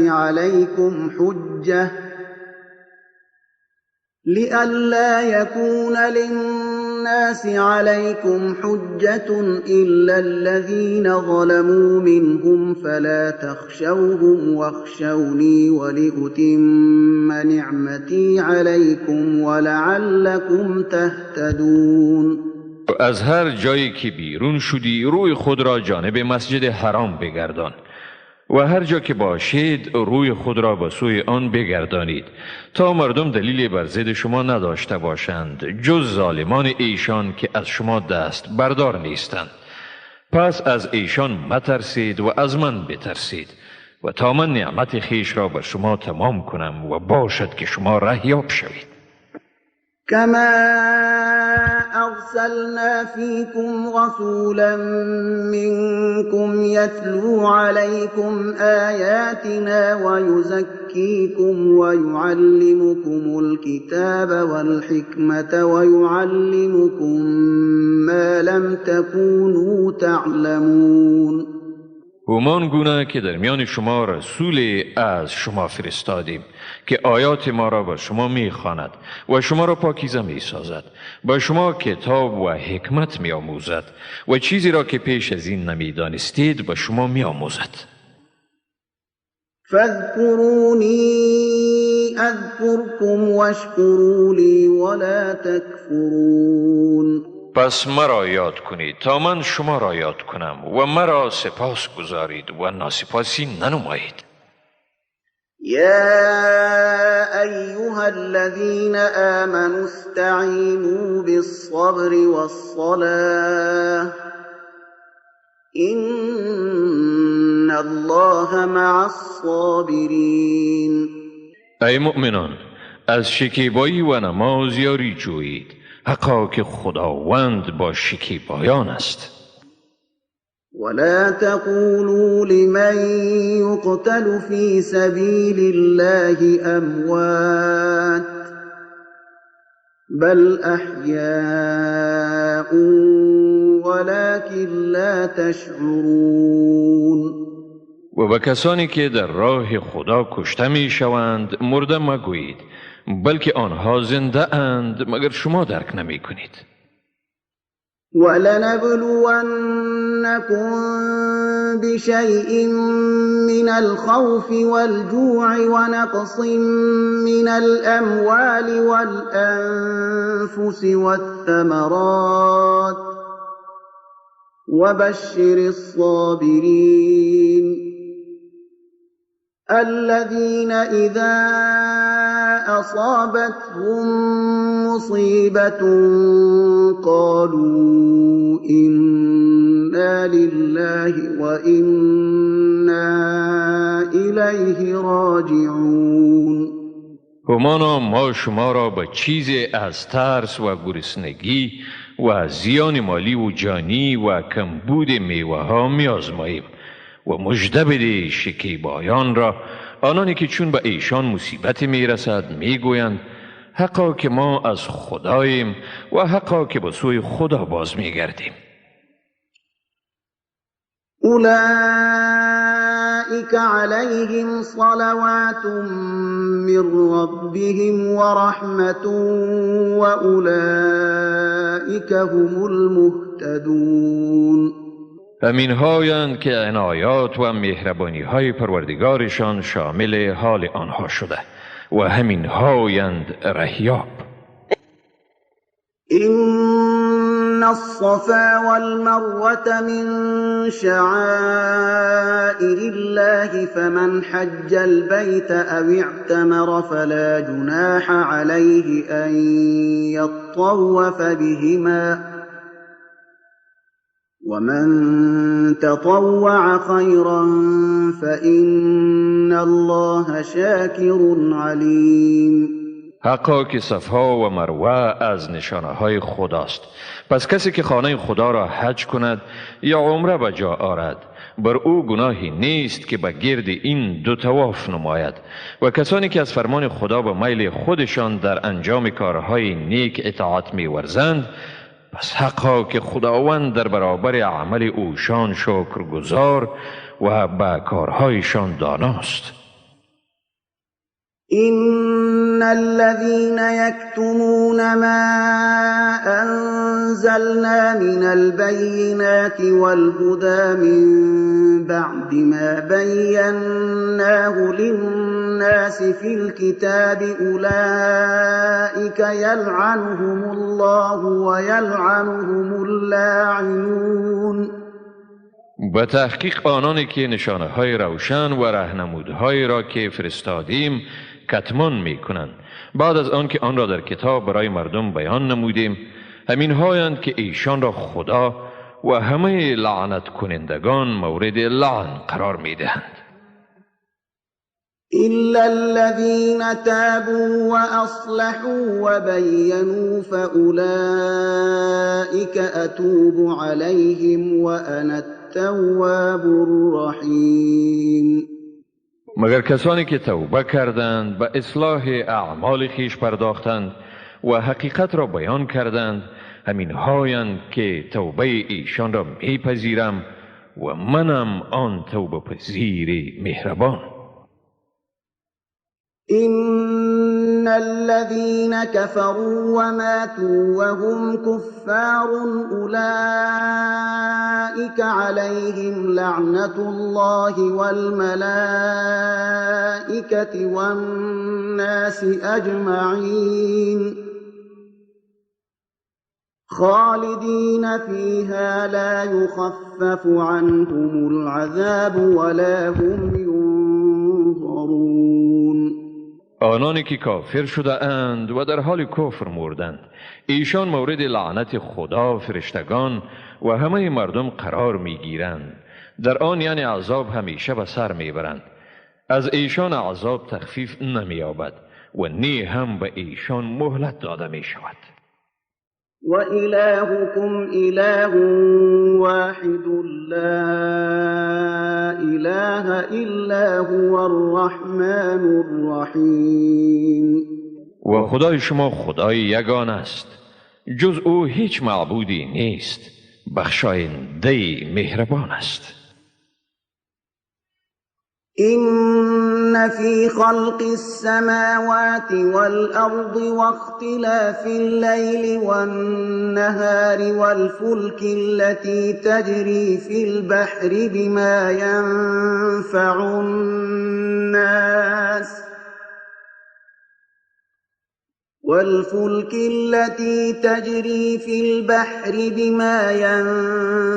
الناس وما أنزل الله من السماء من ماء فأحيا به الأرض بعد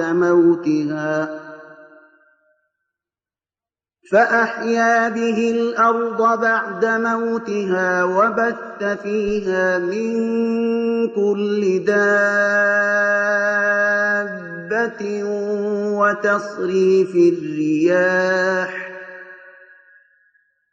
وتصريف الرياح والسحاب المسخر بين السماء والأرض لآيات لقوم يعقلون.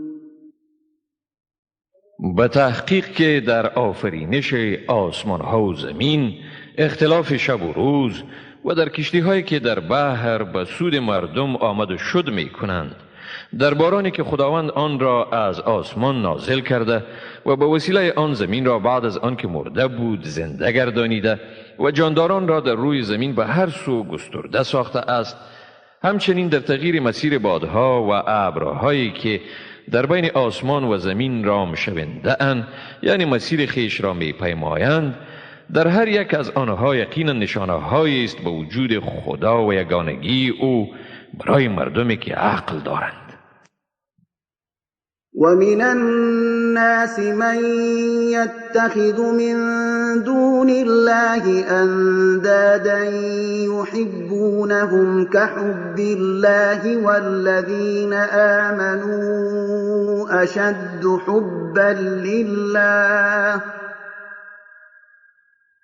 ولو يرى الذين ظلموا إذ يرون العذاب أن القوة لله جميعا وأن الله شديد العذاب.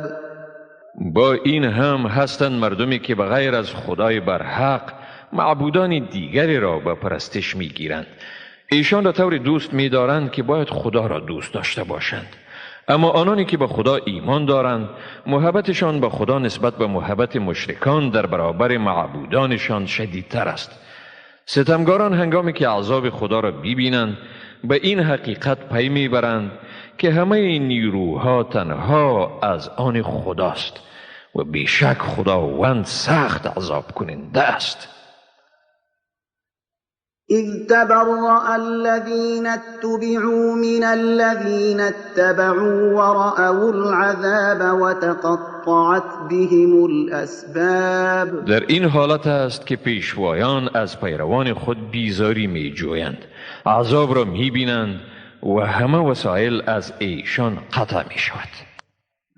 وقال الذين اتبعوا لو أن لنا كرة فنتبرأ منهم كما تبرؤوا منا كذلك يريهم الله أعمالهم حسرات عليهم وما هم بخارجين من النار.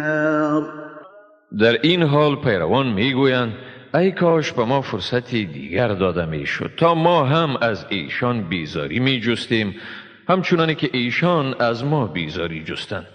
آری بدین ترتیب خداوند اعمالشان را به آنها برای حسرت خوردنشان می نمایاند و ایشان از آتش دوزخ بیرون شدن نمی توانند. يا أيها الناس كلوا مما في الأرض حلالا طيبا ولا تتبعوا خطوات الشيطان إنه لكم عدو مبين.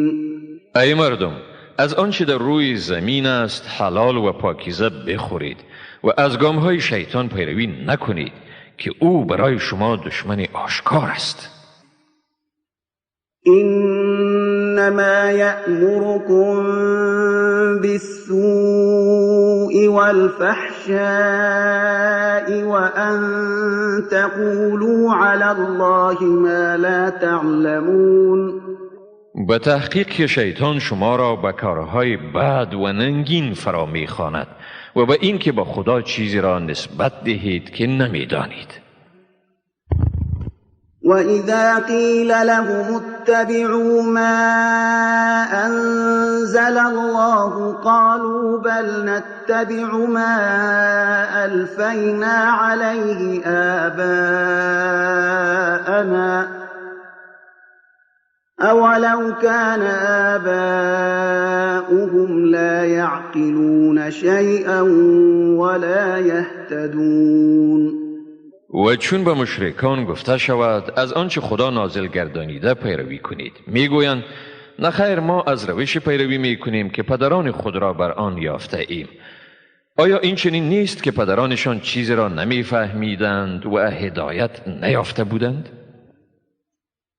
ومثل الذين كفروا كمثل الذي ينعق بما لا يسمع إلا دعاء ونداء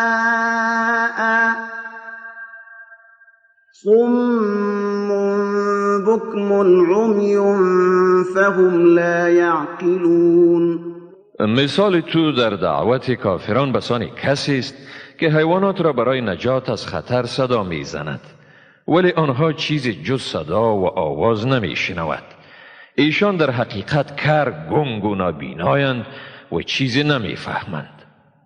يا أيها الذين آمنوا كلوا من طيبات ما رزقناكم واشكروا لله إن كنتم إياه تعبدون. ای مؤمنان، از چیزهای پاکیزه‌ای که برای شما روزی گردانیده ایم بخورید و خدا را سپاس گذارید اگر خاص او را پرستش می کنید. إنما حرم عليكم الميتة والدم ولحم الخنزير وما أهل به لغير الله فمن اضطر غير باغ ولا عاد فلا إثم عليه إن الله غفور رحیم. خداوند تنها بر شما گوشت خود مرده، خون و گوشت خوک را حرام گردانیده و نیز آنچه را در هنگام ذبح نام غیر خدا بر آن برده شده باشد. چون کسی ناچار شد در صورتی که از حد نگذرد و تجاوز نکند، پس در خوردن آن گناهی به وی عاید نمی شود. همان خداوند آمرزگاری مهربان است. إن الذين يكتمون ما أنزل الله من الكتاب ويشترون به ثمنا قليلا أولئك ما يأكلون في بطونهم إلا النار أولئك ما يأكلون في بطونهم إلا النار ولا يكلمهم الله يوم القيامة ولا يزكيهم ولهم عذاب أليم. کسانی که آنچه را از کتاب خدا نازل گردیده می پوشانند و آن را به بهای ناچیز می فروشند، ایشان جز آتش چیزی دیگر در شکمهای خود نمی خورند. خداوند در روز قیامت با ایشان سخن نمی زند، ایشان را تسکیه نمی کند و برایشان عذابی است دردناک. أولئك الذين اشتروا الضلالة بالهدى والعذاب بالمغفرة فما أصبرهم على النار. آنها کسانی اند که گمراهی را به هدایت و عذاب را به آمرزش خریده اند. پس چی چیزی ایشان را بر آتش دوزخ اینقدر صبور ساخته است؟ ذلك بأن الله نزل الكتاب بالحق وإن الذين اختلفوا في الكتاب لفي شقاق بعید.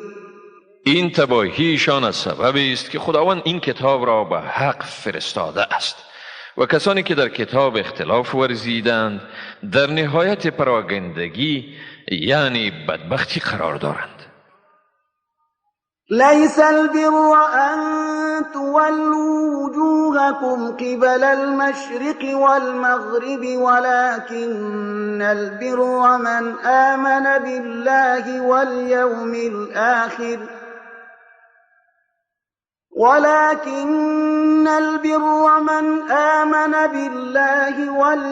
الآخر والملائكة والكتاب والنبيين وآتى المال على حبه ذوي القربى وآتى المال على حبه ذوي القربى واليتامى والمساكين وابن السبيل والسائلين وفي الرقاب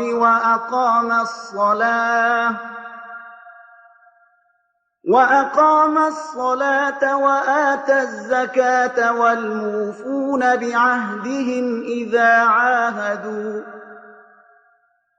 والصابرين في البأساء والضراء وحين البأس أولئك الذين صدقوا وأولئك هم المتقون.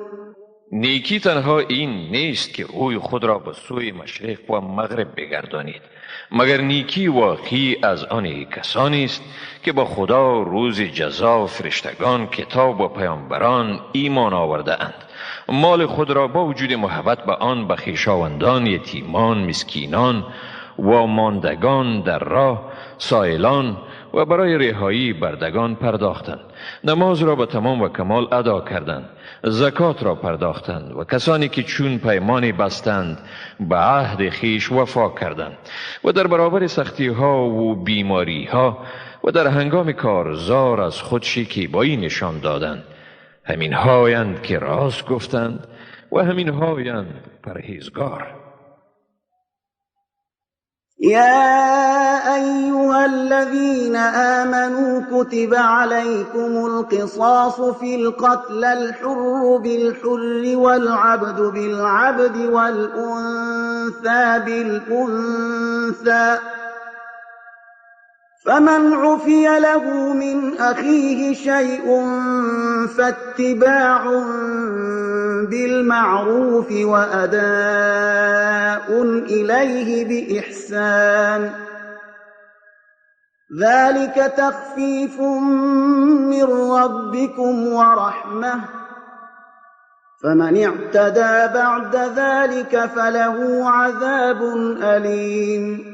ای مؤمنان، بر شما قصاص در کشتگان فرض شده است. آزاد در برابر آزاد، برده در برابر برده و زن در برابر زن. اگر کسی از طرف برادر دینی خود به چیز مورد عفو قرار گیرد، پس باید این کار به شیوه پسندیده پیگیری شود، یعنی حال دیت دهنده در نظر گرفته شود و قاتل نیز به توجه شایسته این پول را بپردازد. این تخفیف است از جانب پروردگار شما و مرحمتی.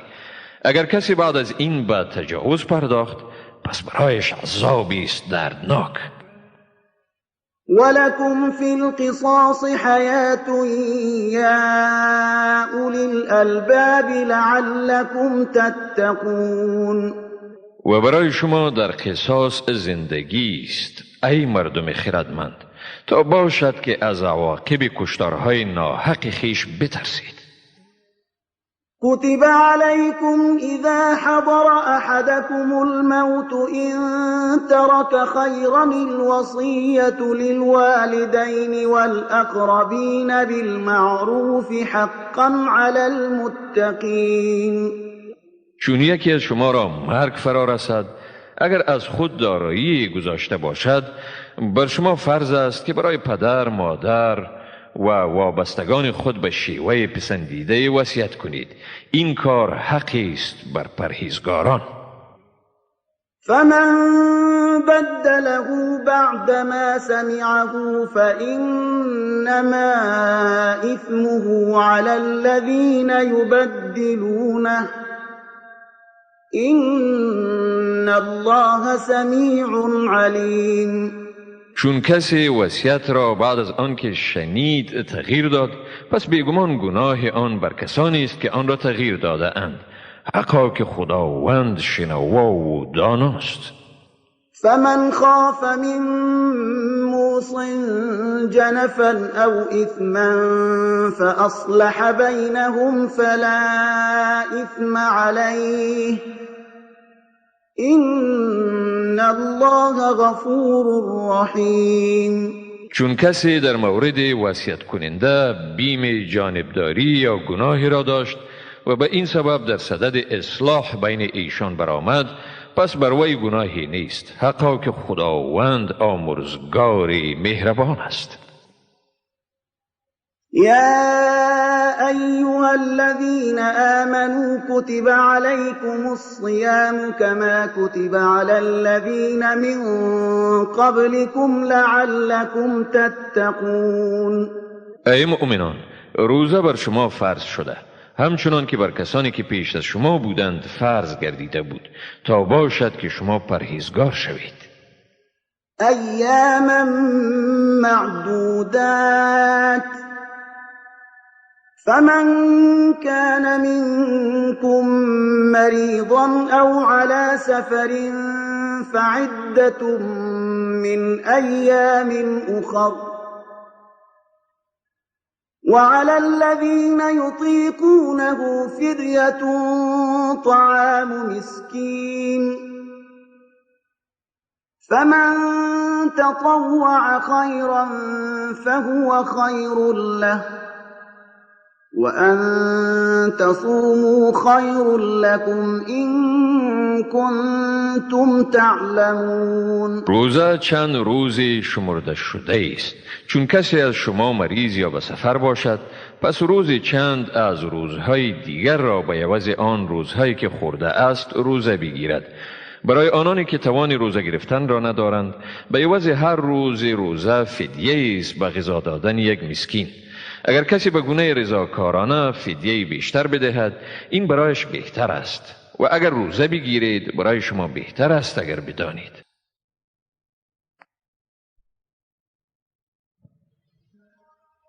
شهر رمضان الذي أنزل فيه القرآن هدى للناس وبينات من الهدى والفرقان فمن شهد منكم الشهر فليصمه ومن كان مريضا أو على سفر فعدة من أيام أخر يريد الله بكم اليسر ولا يريد بكم العسر ولتكملوا العدة ولتكبروا الله على ما هداكم ولعلكم تشكرون. ماه رمضان آن است که در آن قرآن نازل شده است، هدایتی برای مردم و دلایل روشنی از هدایت و فرقگذار بین حق و باطل. چون کسی از شما در این ماه مقیم باشد آن را روزه بگیرد، و اگر کسی مریض یا به سفر باشد و روزه را خورده باشد، پس تعداد از روزهای دیگر را روزه بگیرد. خداوند برای شما اراده آسانی را دارد و اراده دشواری را ندارد، و تا تعداد روزهای روزه را تکمیل کنید. و به خاطر که خداوند شما را هدایت کرده است، او را به بزرگی یاد کنید تا باشد که شما سپاسگزار شوید.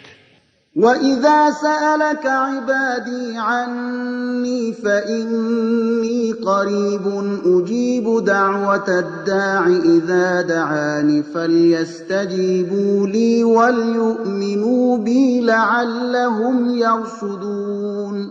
و چون بندگان من از تو درباره من بپرسند، من یقینا به ایشان نزدیکم. چون دعا کننده مرا بخواند، دعایش را اجابت می کنم. پس باید دعوت مرا بپذیرند و باید به من ایمان آورند تا باشد که برای راست راهنمون شوند. أحل لكم ليلة الصيام الرفث إلى نسائكم هن لباس لكم وأنتم لباس لهن علم الله أنكم كنتم تختانون أنفسكم فتاب عليكم وعفى عنكم فالآن باشروهن وابتغوا ما كتب الله لكم وكلوا واشربوا حتى يتبين لكم الخيط الأبيض من الخيط الأسود من الفجر ثم أتموا الصيام إلى الليل ولا تباشروهن وأنتم عاكفون في المساجد تلك حدود الله فلا تقربوها كذلك يبين الله آياته للناس لعلهم يتقون. در شب‌های روزه برای شما آمیزش جنسی با زنان شما حلال است. ایشان لباس شمایند و شما لباس ایشانید. خداوند می‌دانست که شما با خود خیانت می‌کردید. پس توبه شما را پذیرفت و از شما درگذشت. پس اکنون می توانید با ایشان آمیزش کنید و آنچه را که خداوند نصیب شما گردانیده طلب نمایید و بخورید و بیاشامید تا هنگامی که رشته سفید صبح از رشته سیاه شب جدا شود. پس روزه خود را تا به شب تمام کنید، یعنی دوام دهید. در حالی که شما در مساجد معتکف هستید با زنان خیش آمیزش جنسی ننمایید. این حدود است که خداوند آن را وضع کرده است. پس به آن نزدیک مشوید. خداوند این چنین آیه های خود را به مردم بیان می کند تا باشد که پرهیزگار شوند. ولا تأكلوا أموالكم بينكم بالباطل وتدلوا بها إلى الحكام لتأكلوا فريقا من أموال الناس بالإثم وأنتم تعلمون. مالهای خود را در بین خیش به ناحق مخورید، به طوری که آن را به حاکمان رشوت بدهید و بدین وسیله قسمتی از مال مردم را به ناحق بخورید، در حالی که شما می‌دانید. يسألونك عن الأهلة قل هي مواقيت للناس والحج وليس البر بأن تأتوا البيوت من ظهورها ولكن البر من اتقى وأتوا البيوت من أبوابها واتقوا الله لعلكم تفلحون. از تو در مورد ماه‌های نو می‌پرسند. بگو اینها برای وقت شناسی مردم و تشخیص وقت حج است. نیکویی این نیست که با خانه‌ها از عقب آن درآیید، ولی نیکویی از آن کسی است که پرهیزگاری پیشه کند و با خانه‌ها از دروازه‌های آن درآیید و از خدا بترسید تا باشد که رستگار شوید. وقاتلوا في سبيل الله الذين يقاتلونكم ولا تعتدوا إن الله لا يحب المعتدين.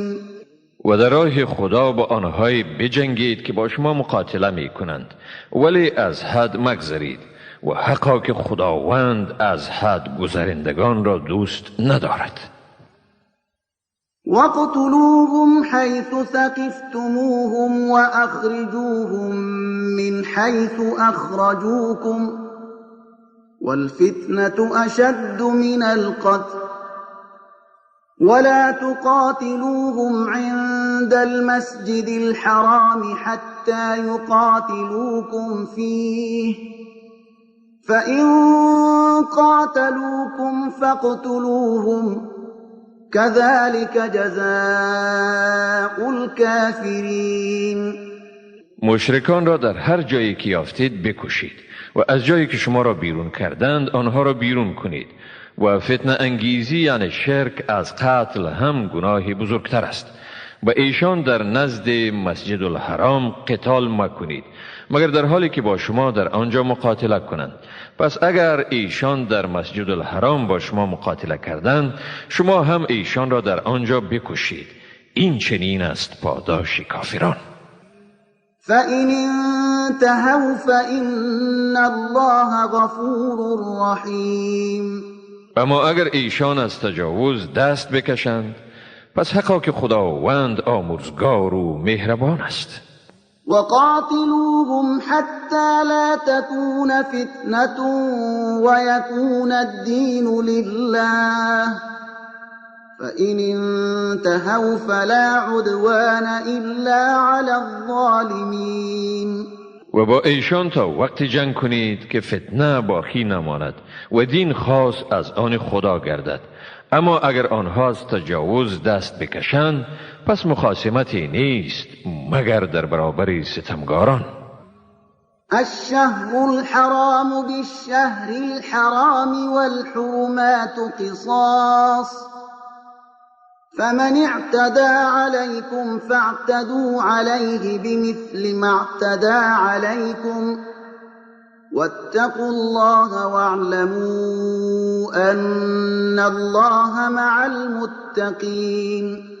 ماه حرام در برابر ماه حرام است، یعنی در ماه حرام هم می توانید حمله دشمن را جواب بالمثل بدهید. همه چیزهای حرام قابل قصاصند. پس چون کسی بر شما تجاوز کرد شما هم به مثل تجاوزی که او کرده بر وی تجاوز کنید و از خدا بترسید و بدانید که به تحقیق خدا با پرهیزگاران است. وأنفقوا في سبيل الله ولا تلقوا بأيديكم إلى التهلكة وأحسنوا إن الله يحب المحسنين. و از دارایی خود در راه خدا خرج کنید و خود را به دست خیش به تهلکه نیندازید و نیکی ورزید، حقا که خداوند نیکوکاران را دوست می دارد. وأتموا الحج والعمرة لله فإن أحصرتم فما استيسر من الهدي ولا تحلقوا رؤوسكم حتى يبلغ الهدي محله فمن كان منكم مريضا أو به أذى من رأسه ففدية من صيام أو صدقة أو نسك فإذا أمنتم فمن تمتع بالعمرة إلى الحج فما استيسر من الهدي فمن لم يجد فصيام 3 أيام في الحج و7 إذا رجعتم تلك 10 كاملة ذلك لمن لم يكن أهله حاضر المسجد الحرام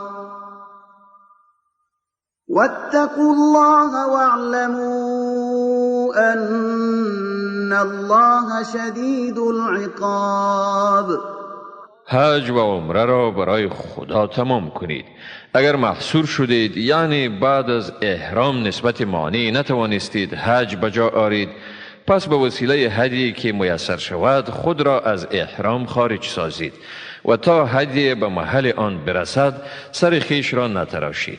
اگر کسی از شما مریض باشد یا از ناحیه سر خود ناراحتی احساس کند یعنی که ناچار شود سر خود را بتراشد پس برای جبران این عمل باید فدیه از قبیل روزه یا خیرات یا قربانی حیوانی ادا کند و چون ایمن شدید یعنی از حصار نجات یافتید کسانی که حج و عمره را با تمتع ادا کردند آنچه از هدیه که برای ایشان میسر است ذبح کنند. کسی که توان آن را نداشت تا هدیه ذبح کند 30 روز را در حج و 7 روز را چون به خانه های خود برگشتید روزه بگیرید که این مجموعاً 10 روز کامل می شود. این حکم برای کسی است که خانواده او در حوزه مسجد الحرام نباشد. از خدا بترسید و بدانید حقا که خداوند در عقوبت خود شدید است.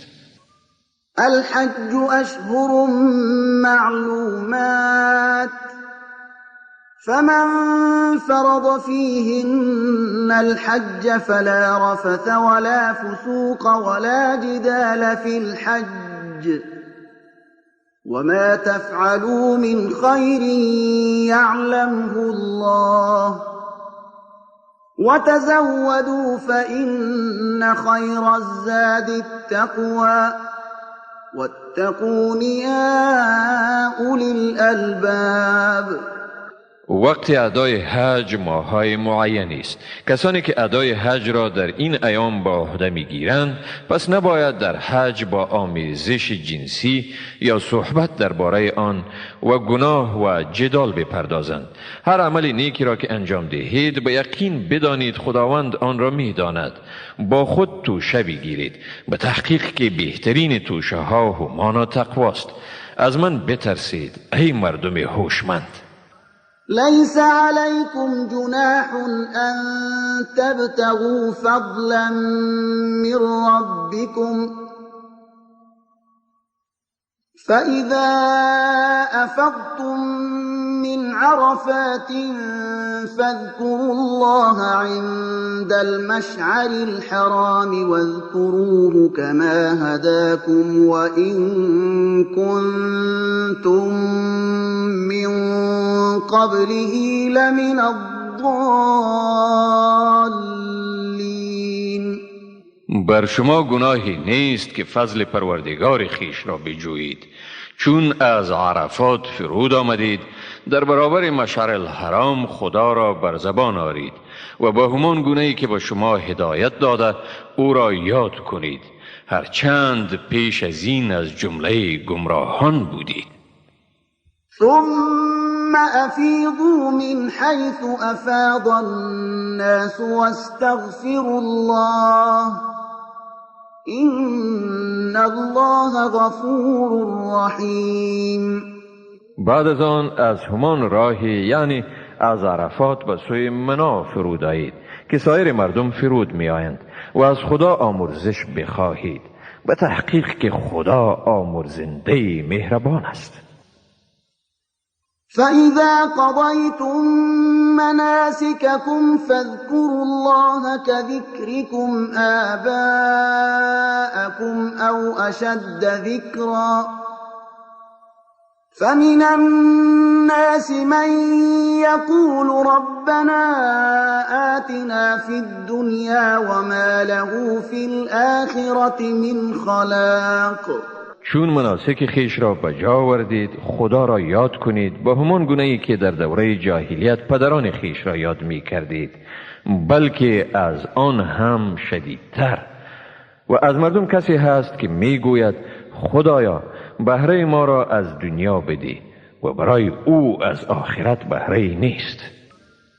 ومنهم من يقول ربنا آتنا في الدنيا حسنة وفي الآخرة حسنة وقنا عذاب النار.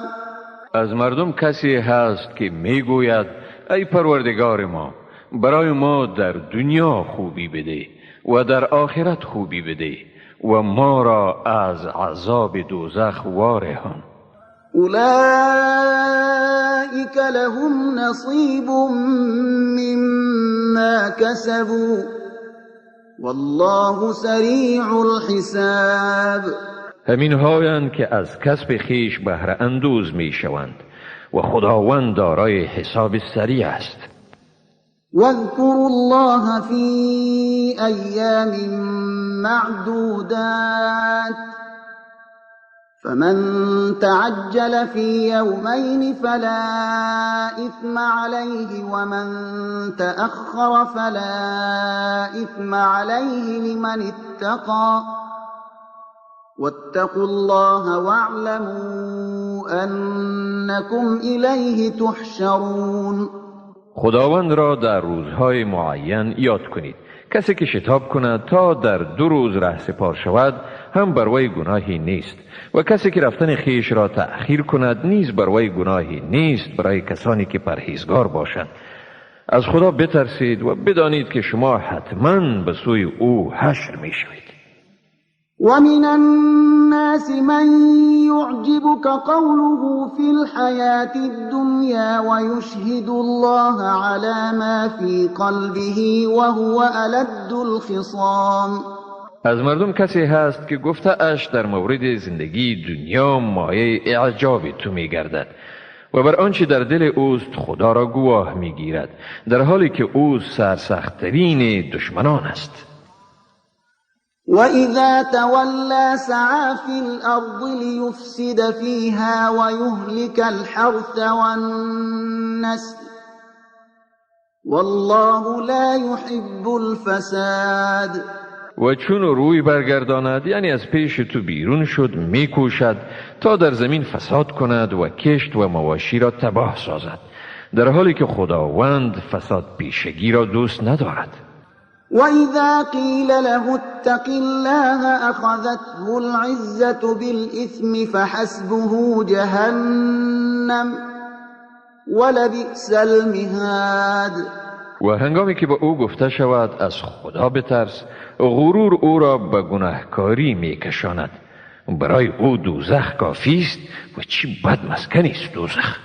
ومن الناس من يشري نفسه ابتغاء مرضات الله والله رؤوف بالعباد. از مردم کسی هست که خود را در برابر به دست آوردن خوشنودی خدا می فروشد و خداوند بر بندگان خود مهربان است. يا أيها الذين آمنوا ادخلوا في السلم كافة ولا تتبعوا خطوات الشيطان إنه لكم عدو مبين. ای مؤمنان، در اسلام به تمام و کمال داخل شوید و از گامهای شیطان پیروی مکنید، حقا که او برای شما دشمن آشکار است.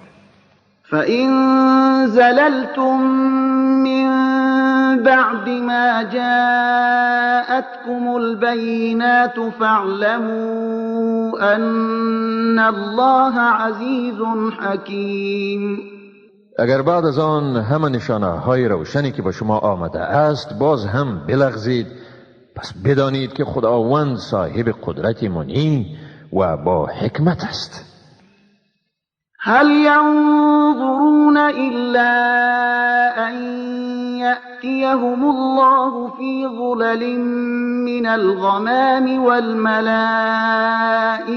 وقضي الأمر وإلى الله ترجع الأمور. آیا ایشان چشم براه آنند که خداوند و فرشتگان در سایه های از ابر پیششان بیایند؟ کار تمام شده است و همه امور به سوی خدا بازگردانیده می شود. سل بني إسرائيل كم آتيناهم من آية بينة ومن يبدل نعمة الله من بعد ما جاءته فإن الله شديد العقاب. از بنی اسرائیل بپرس چی نشانه های روشنی به ایشان دادید و کسی که نعمت خدا را بعد از آن که به او رسیده تبدیل کند، یعنی از آن برای نادرستی کار گیرد، حقا که خداوند در عقوبت خود شدید است. زين للذين كفروا الحياة الدنيا ويسخرون من الذين آمنوا والذين اتقوا فوقهم يوم القيامة والله يرزق من يشاء بغير حساب. زندگانی دنیا برای کافران زیبا جلوه داده شده است و ایشان به مسلمانان تمسخر می کنند، ولی پرهیزگاران در روز قیامت در مقام بالاتر از ایشان قرار دارند و خداوند هر کی را بخواهد روزی بیشمار می دهد. كان الناس أمة واحدة فبعث الله النبيين مبشرين ومنذرين وأنزل معهم الكتاب بالحق ليحكم بين الناس فيما اختلفوا فيه وما اختلف فيه إلا الذين أوتوه من بعد ما جاءتهم البينات بغيا بينهم فهدى الله الذين آمنوا لما اختلفوا فيه من الحق بإذنه والله يهدي من يشاء إلى صراط مستقیم. مردم در آغاز امت واحد بودند. سپس خداوند پیامبران را به حیث مژده دهنده و بیم دهنده فرستاد و با ایشان کتاب را به حق نازل گردانید تا در مسائلی که مردم در آن اختلاف ورزیدند پیامبران در بین ایشان حکم کنند و تنها همان کسانی به اختلاف پرداختند که با ایشان کتاب داده شده بود. بعد از آن که به آنها نشانه های روشنی آمد این کار از روی سرکشی که در میانشان پدیدار گردید واقع شد. پس خداوند به اراده خود مؤمنان را در موارد اختلافشان به سوی حق هدایت نمود و خداوند کسی را که بخواهد به راه راست هدایت می کند.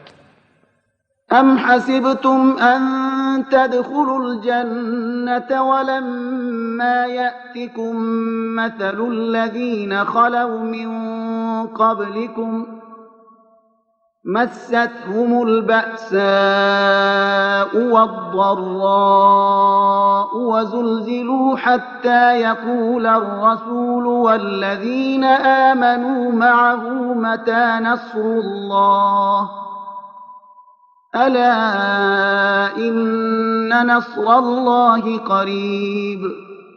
آیا پنداشتید که می توانید به بهشت داخل شوید بدون آنکه حالات پیشینیان شما به شما رسیده باشد؟ به ایشان سختی و رنج بسیار رسید و مضطرب شدند به حدی که پیامبر و مؤمنان همراه او گفتند پس یاری خدا چی وقت به سراغ ما می آید؟ و ایشان گفته شد آگاه باشید بدون شک یاری خداوند نزدیک است. يسألونك ماذا ينفقون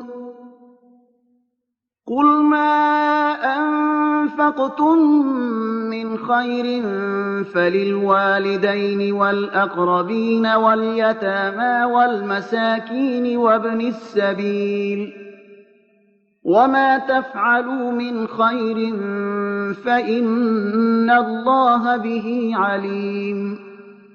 از تو می پرسند چی چیز را خیرات بدهند؟ بگو هر چیزی را که برای پدر، مادر، خویشاوندان، یتیمان، مسکینان و واماندگان در راه یعنی مسافران نفقه می کنید و هر خیر را که انجام می دهید حقا که خداوند به آن آگاه است.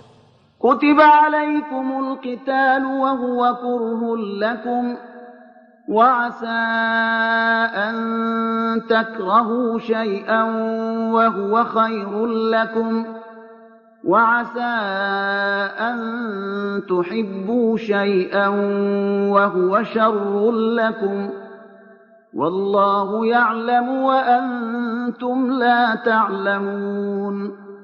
جهاد بر شما فرض شده است در حالی که با شما ناگوار است و ای بسا که چیزی را ناگوار پندارید که به خیر شما باشد و ای بسا که چیزی را دوست داشته باشید و به شر شما باشد و خداوند میداند و شما نمیدانید. يسألونك عن الشهر الحرام قتال فيه قل قتال فيه كبير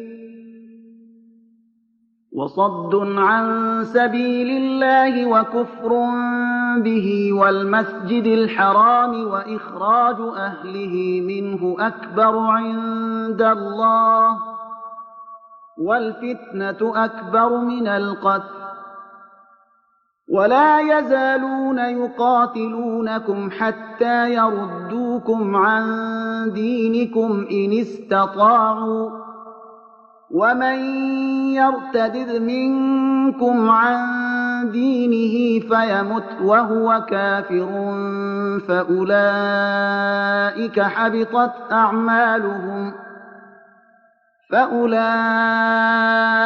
حبطت أعمالهم في الدنيا والآخرة وأولئك أصحاب النار هم فيها خالدون. از تو درباره جنگ کردن در ماه حرام میپرسند. بگو جنگ کردن در ماه حرام گناهی بزرگ است، ولی جلوگیری از راه خدا، انکار از خدا و بازداشت از مسجد حرام و بیرون راندن اهل مسجد از آن در نزد خداوند از آن هم گناهی بزرگتر است و فتنه انگیزی یعنی شرک حتی از قتل هم گناهی بزرگتر است. ایشان با شما می جنگند تا اگر بتوانند شما را از دین شما برگردانند و کسی از شما که از دین خود برگردد و در حال کفر بمیرد، پس اعمال چنین مردم در دنیا و آخرت ضایع است. ایشان اهل دوزخند و در آن همیشه به سر میبرند. إن الذين آمنوا والذين هاجروا وجاهدوا في سبيل الله أولئك يرجون رحمة الله والله غفور رحیم.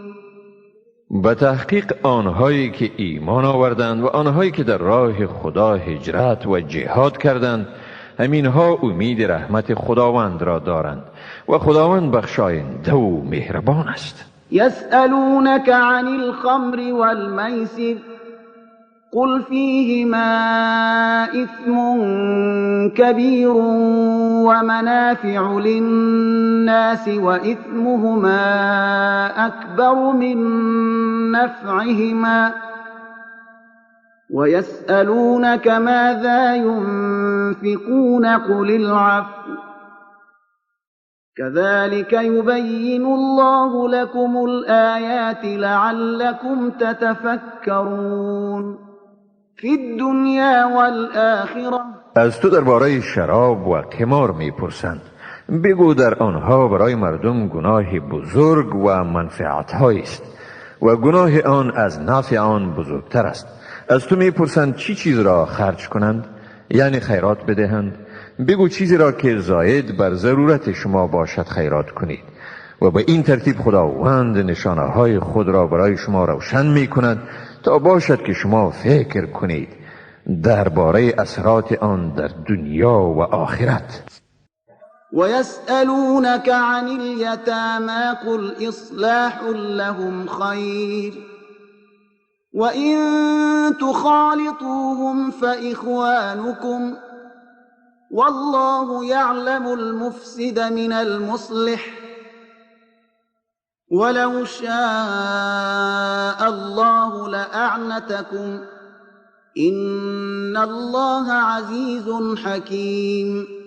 از تو درباره یتیمان میپرسند. بگو اصلاح امورشان بهتر است اگر امور زندگیشان را با امور زندگی خود خلط کنید، پس آنها هم برادران شمایند و خداوند مفسد را از مصلح می شناسد و اگر خداوند بخواهد شما را به زحمت می اندازد. حقا که خداوند صاحب قدرت منی و با حکمت است. ولا تنكحوا المشركات حتى يؤمن ولأمة مؤمنة خير من مشركة ولو أعجبتكم ولا تنكحوا المشركين حتى يؤمنوا ولعبد مؤمن خير من مشرك ولو أعجبكم أولئك يدعون إلى النار والله يدعو إلى الجنة والمغفرة بإذنه ويبين آياته للناس لعلهم يتذكرون. و زنان مشرک را تا وقتی که ایمان آورند نکاح نکنید. کنیز صاحب ایمان واقعا از زن آزاد مشرک بهتر است اگرچه شما را به شگفت آورد. به مردان مشرک تا وقتی که ایمان آورند دختران خیش را به نکاح ندهید. غلام مسلمان واقعا از مشرک آزاد بهتر است اگرچه شما را به شگفت آورد. این مشرکان شما را به سوی آتش فرا می‌خوانند و خداوند شما را به اراده خود به سوی بهشت و آمرزش فرا می‌خواند و برای مردم آیات خیش را بیان می‌کند تا باشد که ایشان پند بگیرند. ويسألونك عن المحيض قل هو أذى فاعتزلوا النساء في المحيض ولا تقربوهن حتى يطهرن فإذا تطهرن فأتوهن من حيث أمركم الله إن الله يحب التوابين ويحب المتطهرين. از تو در مورد عادت ماهوار زنان میپرسند. بگو این حالت پلیدی و اذیتی است. بنابراین از زنان در وقت عادت ماهوارشان خود را دور بدارید و تا خوب پاک شوند به ایشان نزدیک نشوید و چون پاک شدند می توانید در جایی که خداوند به شما دستور داده است به ایشان پیش شوید. به تحقیق که خداوند توبه‌کاران را دوست می دارد و نیز پاکان را دوست می دارد. نساؤكم حرث لكم فأتوا حرثكم أنا شئتم وقدموا لأنفسكم واتقوا الله واعلموا أنكم ملاقوه وبشر المؤمنين. زنان شما برای شما همچون کشتزارند. با کشتزار خود به هر کیفیتی که می خواهید بیایید، یعنی به هر کیفیتی که می خواهید با زن خیش عمل جنسی انجام دهید و برای خیش از پیش توشه بفرستید. از خدا بترسید و بدانید که شما واقعا در روز رستاخیز او را دیدنی هستید و مؤمنان را بشارت بدهید. ولا تجعلوا الله عرضة لأيمانكم أن تبروا وتتقوا وتصلحوا بين الناس والله سميع عليم. نام خدا را در سوگندهای خیش بهانه برای اجتناب از نیکوکاری، پرهیزگاری یا اصلاح میان مردم مگردانید و خداوند شنوا و داناست. لا يؤاخذكم الله باللغو في أيمانكم ولكن يؤاخذكم بما كسبت قلوبكم والله غفور حليم. خداوند شما را به سوگندهای غیر قصدی شما نمیگیرد، بلکه شما را به اساس نیت دلهای شما میگیرد و خداوند آمرزگار و صاحب حلم است. للذين يؤلون من نسائهم تربص 4 أشهر فإن فاءوا فإن الله غفور رحيم. برای کسانی که از نزدیک شدن با زنان خود سوگند میخورند انتظار 4 ماه دستور داده شده است. اگر ایشان رجعت کردند سپس حقا که خداوند آمرزگار و مهربان است. وإن عزموا الطلاق فإن الله سميع عليم. و اگر قصد طلاق کردند سپس خداوند واقعا شنوا و داناست. والمطلقات يتربصن بأنفسهن 3 قروء ولا يحل لهن أن يكتمن ما خلق الله في أرحامهن إن كن يؤمن بالله واليوم الآخر وبعولتهن أحق بردهن في ذلك إن أرادوا إصلاحا ولهن مثل الذي عليهن بالمعروف وللرجال عليهن درجة والله عزيز حكيم. زنان طلاق شده در مورد خود گذشتاندن 3 دوره قرعه را انتظار بکشند. اگر ایشان به خداوند و روز قیامت ایمان دارند به آنها حلال نیست که آنچه را خداوند در رحمهایشان آفریده پنهان کنند و در این دوره شوهرانشان به رجوع به ایشان حقدارترند اگر بخواهند صلح کنند. زنان به اساس شریعت همان حقوقی را بر شوهران خیش دارند که شوهرانشان بر ایشان دارند و مردان بر زنان درجه یعنی امتیازی دارند و خداوند صاحب قدرت منیع و صاحب حکمت است.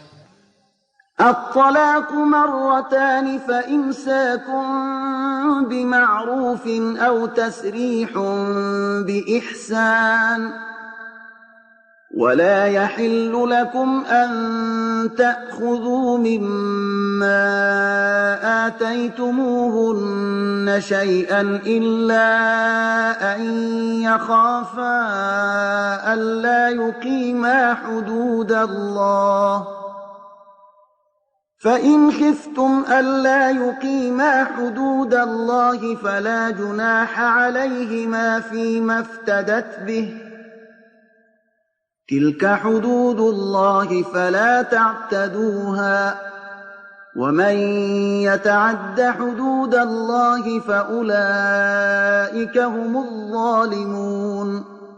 طلاق رجعی دو بار است. سپس یا نگه داشتن است به وجه پسندیده یا رها کردن است به نیکویی و برای شما مجاز نیست که چیزی را که به زنان خیش داده اید بازگیرید مگر اینکه زن و شوهر بترسند که احکام خداوند را مراعات کرده نتوانند. اگر شما ترسیدید که زن و شوهر احکام خدا را برپا نمی کنند پس بر زن و شوهر گناهی نیست که زن در برابر گرفتن طلاق خود عوض بدهد. این است احکام خداوند، لذا از آنها تجاوز نکنید. اگر کسی از احکام خدا تجاوز کند پس این گروه ایشانند ستمگار. فإن طلقها فلا تحل له من بعد حتى تنكح زوجا غيره فإن طلقها فلا جناح عليهما أن يتراجعا إن ظنا أن يقيما حدود الله وتلك حدود الله يبينها لقوم يعلمون. پس اگر شوهر زن خیش را برای بار سوم طلاق داد در این حال بعد از این زنش برای او حلال نمی شود تا آن زن شوهری دیگر بگیرد. سپس چون شوهر دوم وی او را طلاق داد در آن صورت بر هیچ یک از طرفین گناهی نیست اگر به نکاح رجوع کنند به شرطی که احساس کنند که می توانند احکام خدا را برپا دارند و این است احکام خدا که آن را برای مردم آگاه بیان می کند.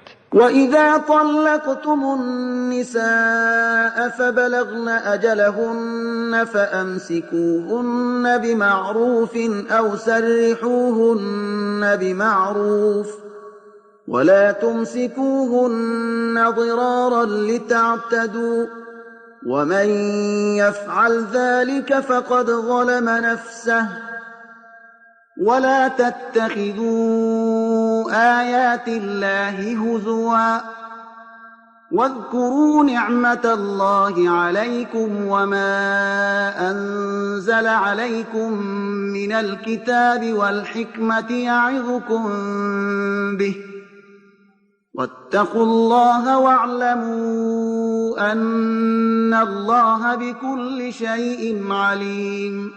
هنگامی که زنان را طلاق دادید و ایشان عده ایشان را به سر رساندند آنها را یا موافق به دستور به وجه پسندیده نگه دارید یا موافق به دستور به وجه پسندیده رها کنید، اما ایشان را به این هدف نگه ندارید که به ایشان زیان برسانید و بر ایشان تجاوز کنید. اگر کسی چنین کند پس حقا که به خود ستم کرده است. احکام خدا را به تمسخر نگیرید و نعمتهای را که خداوند به شما ارزانی کرده و نیز آنچه را خداوند بر شما از کتاب و حکمت نازل کرده که به وسیله آن شما را پند بدهد به خاطر بگیرید و از خدا بترسید و بدانید که خداوند به هر چیز آگاه است. وَإِذَا طَلَّقْتُمُ النِّسَاءَ فَبَلَغْنَ أَجَلَهُنَّ فَلَا تَعْضُلُوهُنَّ أَن يَنكِحْنَ أَزْوَاجَهُنَّ إِذَا تَرَاضَوْا بَيْنَهُم بِالْمَعْرُوفِ ذلك يوعظ به من كان منكم يؤمن بالله واليوم الآخر ذلكم أزكى لكم وأطهر والله يعلم وأنتم لا تعلمون. هنگامی که زنان را طلاق دادید و ایشان عدت خیش را گذشتاندند، در صورتی که میان خود بر اساس شرایط منصفانه راضی باشند، مانع ازدواجشان با شوهران سابقه ایشان نشوید. این پند به کسانی داده می شود که به خداوند و روز آخرت ایمان دارند. این کار برای شما سودمندتر و پاکتر است و خدا می داند و شما نمی دانید. والوالدات يرضعن أولادهن حولين كاملين لمن أراد أن يتم الرضاعة وعلى المولود له رزقهن وكسوتهن بالمعروف لا تكلف نفس إلا وسعها لا تضار والدة بولدها ولا مولود له بولده وعلى الوارث مثل ذلك فإن أرادا فصالا عن تراض منهما وتشاور فلا جناح عليهما وإن أردتم أن تسترضعوا أولادكم فلا جناح عليكم إذا سلمتم ما آتيتم بالمعروف واتقوا الله واعلموا أن الله بما تعملون بصير. مادران فرزندان خود را 2 سال کامل شیر دهند. این مدت برای کسی است که بخواهد دوران شیر دادن را تکمیل کنند. بر کسی که فرزند برای او زاده شده یعنی پدر لازم است مصرف طعام و لباس زنان شیر دهنده را بر اساس شرایط منصفانه بپردازد. بر هیچ کس باری بالاتر از توان او گذاشته نمی شود، نه بر مادر به سبب فرزندش و نه هم به پدر به سبب فرزندش ضرر رسانیده شود. و بر وارث نیز مانند این است، یعنی رعایت این مراتب لازم است. پس اگر زن و شوهر به اساس رضامندی و مشوره جانبین بخواهند که طفل را از شیر جدا کنند، پس گناهی بر ایشان نیست. اگر خواستید که برای شیر دادن به فرزند خود دایه بگیرید، بر شما گناهی نیست، به شرطی که چیزی را که به مادر می دادید بر اساس شرایط منصفانه بپردازید. از خدا بترسید و بدانید که خداوند به آنچه می کنید بیناست. والذين يتوفون منكم ويذرون أزواجا يتربصن بأنفسهن 4 أشهر وعشرا فإذا بلغن أجلهن فلا جناح عليكم فيما فعلن في أنفسهن بالمعروف والله بما تعملون خبیر. کسانی که از شما میمیرند و از خود همسرانی را میگذارند، باید این همسران 4 ماه و 10 روز انتظار بکشند. پس چون عده خود را تکمیل کردند، اگر ایشان درباره خیش به طریق عادلانه و معقول تصمیمی بگیرند، بر شما گناهی نیست و خداوند به آنچه میکنید آگاه است. ولا جناح عليكم فيما عرضتم به من خطبة النساء أو أكننتم في أنفسكم علم الله أنكم ستذكرونهن ولكن لا تواعدوهن سرا إلا أن تقولوا قولا معروفا ولا تعزموا عقدة النكاح حتى يبلغ الكتاب أجله واعلموا أن الله يعلم ما في أنفسكم فاحذروه واعلموا أن الله غفور حلیم. اگر شما به گونه کنایی از زنانی که عده خود را می‌گذرانند خواستگاری کنید یا این قصه را به دل خود پنهان نمایید، بر شما گناهی نیست. با خدا معلوم است که شما آرزوی ازدواج آنها را در خود می‌پرورانید، ولیکن با ایشان مخفیانه وعده عقد را منمایید، مگر آنکه به ایشان چیزی بگویید که با موازین شرع موافق باشد و تا دوره مقرره عدت تکمیل نشود قصد بستن نکاح ایشان را نکنید و بدانید که خداوند آنچه را در دلهای شماست میداند. از این رو از او بترسید و بدانید که خداوند آمرزگار و صاحب حلم است. لا جناح عليكم إن طلقتم النساء ما لم تمسوهن أو تفرضوا لهن فريضة ومتعوهن على الموسع قدره وعلى المقتر قدره متاعا بالمعروف حقا علی المحسنین. اگر شما زنان را پیش از آن که با ایشان آمیزش جنسی برقرار کنید یا برایشان مهر تعیین کنید طلاق دادید، با شما گناهی نیست، اما با ایشان متاع مناسب بدهید. توانگر مطابق به توان خود و نادار هم مطابق به توان خود، متاع موافق به قانون شریعت، و این حقی است بر نیکوکاران. وَإِن طَلَّقْتُمُوهُنَّ مِن قَبْلِ أَن تَمَسُّوهُنَّ وَقَدْ فَرَضْتُمْ لَهُنَّ فَرِيضَةً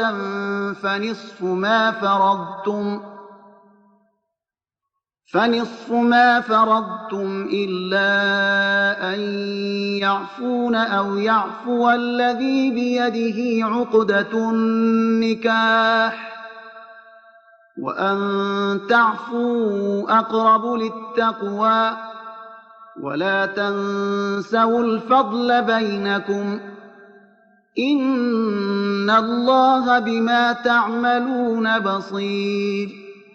و اگر ایشان را پیش از آمیزش جنسی و بعد از تعیین مهر طلاق کردید، پس در این حال دادن نصف مهر به ایشان لازم است، مگر آنکه زنان یا کسی که در امر عقد نکاح صاحب صلاحیت است گذشت نماید. و اگر گذشت کنید یعنی مهر را کامل بدهید، به پرهیزگاری نزدیکتر است. و سخاوت و نیکویی را در میان خیش فراموش ننمایید، حقا که خداوند به آنچه میکنید بیناست. حافظوا على الصلوات والصلاة الوسطى وقوموا لله قانتين. برای ادای نمازها مخصوصا نماز میانه شدیداً مراقبت ورزید و با خضوع و خشوع به حضور پروردگار خیش بپا خیزید.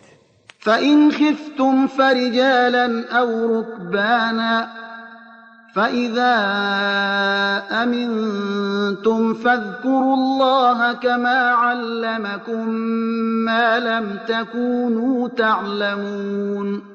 اگر از دشمنی ترسیدید پیاده یا سواره طوری که مساعد باشد نماز بخوانید، اما وقتی که ایمن شدید پس خداوند را به طریق ذکر کنید، یعنی نماز را به شیوهی بخوانید که به شما آموخته است، شیوهی که آن را پیش از این نمیدانستید.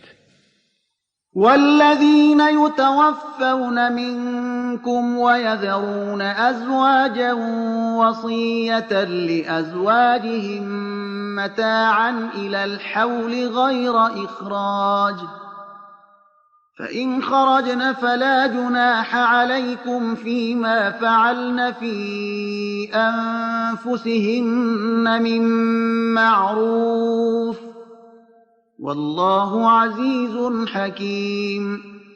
و کسانی از شما که میمیرند و بیوه‌هایی از خود میگذارند، سفارش است که 1 سال برای این زنها وسایل زندگیشان پرداخته شود و از خانه بیرون نشوند.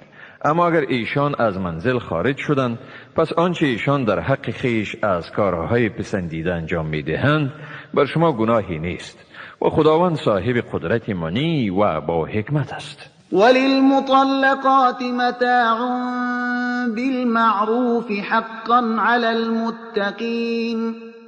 برای زنان طلاق شده وسایل زندگی ایشان به سویه معقول و منصفانه داده شود. این مکلفیتی است به پرهیزگاران. كذلك يبين الله لكم آياته لعلكم تعقلون. به این ترتیب خداوند برای شما احکام خود را بیان می کند تا باشد که شما بفهمید. ألم تر إلى الذين خرجوا من ديارهم وهم ألوف حذر الموت فقال لهم الله موتوا ثم أحياهم إن الله لذو فضل على الناس ولكن أكثر الناس لا يشكرون. آیا به سوی کسانی ندیدی که از بیم مرگ از خانه‌های خود بیرون شدند و ایشان هزاران تن بودند؟ پس خداوند به ایشان گفت بمیرید و مردند. سپس خداوند ایشان را دوباره زنده گردانید. حقا که خداوند به مردم صاحب بخشایش است، ولی بیشتر مردم ناسپاسند. وقاتلوا في سبيل الله واعلموا أن الله سميع عليم. و در راه خدا بجنگید و بدانید که خداوند واقعا شنوا و داناست. من ذا الذي يقرض الله قرضا حسنا فيضاعفه له أضعافا كثيرة والله يقبض ويبسط وإليه ترجعون. کیست آن که به خداوند قرض دهد قرض حسنه تا خداوند آن را برای او چندین برابر زیاد کند و خداوند روزی بندگان خود را گاه تنگ و زمان فراخ می سازد و به سوی او بازگردانیده می شوید. ألم تر إلى الملأ من بني إسرائيل من بعد موسى إذ قالوا لنبي له مبعث لنا ملكا نقاتل في سبيل الله قال هل عسيتم إن كتب عليكم القتال ألا تقاتلوا قالوا وما لنا ألا نقاتل في سبيل الله وقد أخرجنا من ديارنا وأبنائنا فلما كتب عليهم القتال تولوا إلا قليلا منهم والله علیم بالظالمین. آیا به سوی بزرگان قوم بنی اسرائیل که بعد از موسی زندگی می کردن ندیدی؟ انگامی که به پیامبر خیش گفتند برای ما پادشاه برگزین تا زیر فرمان او در راه خدا بجنگیم.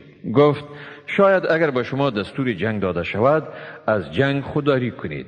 گفتند ما را چی شده است که از جنگ در راه خدا خودداری کنیم در حالی که از دیار خیش و از کنار فرزندان خیش بیرون رانده شدیم. اما هنگامی که بر آنها جهاد فرض گردید جز عده کمی از ایشان دیگران روی گردانیدند و خداوند به حال ستمگاران داناست. وقال لهم نبيهم إن الله قد بعث لكم طالوت ملكا قالوا أنا يكون له الملك علينا ونحن أحق بالملك منه ولم يؤت سعة من المال قال إن الله اصطفاه عليكم وزاده بسطة في العلم والجسم والله يؤتي ملكه من يشاء والله واسع عليم. و پیامبرشان به ایشان گفت حقا که خداوند برای شما طالوت را به حیث پادشاه برگزیده است. گفتند چگونه او پادشاه شده میتواند، در حالی که ما از وی به پادشاهی سزاوارتریم و برای او مال فراوانی داده نشده است. پیامبرشان گفت بیگمان خداوند او را بر شما برگزیده است و او را دانش و قدرت جسمانی فراوانی داده است. خداوند پادشاهی خیش را به هر کس بخواهد میدهد و خداوند گشایشگر داناست. وقال لهم نبيهم إن آية ملكه أن يأتيكم التابوت فيه سكينة من ربكم وبقية مما ترك آل موسى وآل هارون تحمله الملائكة إن في ذلك لآية لكم إن كنتم مؤمنين. و پیامبرشان برایشان گفت نشان پادشاهی او این است که به شما صندوقی می آید که در آن آرامش خاطری است از جانب پروردگار شما و یادگارهای باقی مانده از خانواده موسی و خانواده هارون که آن را فرشتگان حمل می کنند. حقا که در این امر برای شما نشانه است اگر مؤمن هستید. فلما فصل طالوت بالجنود قال إن الله مبتليكم بنهر فمن شرب منه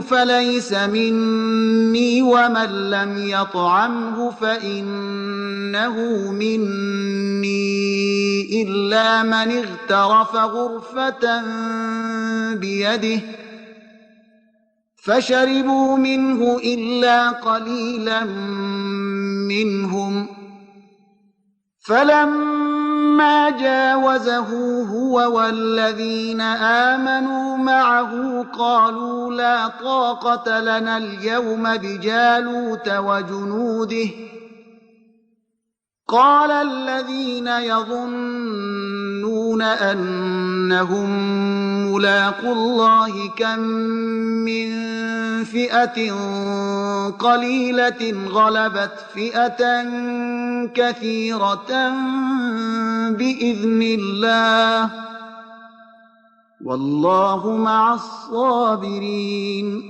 سپس چون طالوت با این لشکریان برآمد گفت بیگمان خداوند شما را به نهری آزمایش می کند، پس کسی که از آن بنوشد از من نیست و کسی که از آن نچشد بیگمان از آن من است، مگر اینکه کسی یک کف آب به دست خود از آن برای نوشیدن بگیرد. پس جز عده همه ایشان از آن نوشیدند. چون طالوت و مؤمنان همراه او از نهر گذشتند گفتند امروز ما توان مقابله با جالوت و لشکریان او را نداریم. اما آنانی که عقیده داشتند به خداوند ملاقی می شوند گفتند چی بسا که دسته کوچکی به اراده خداوند بر دسته بزرگ غلبه یافته است و خداوند با صابران است. فهزموهم بإذن الله وقتل داود جالوت وآتاه الله الملك والحكمة وعلمه مما يشاء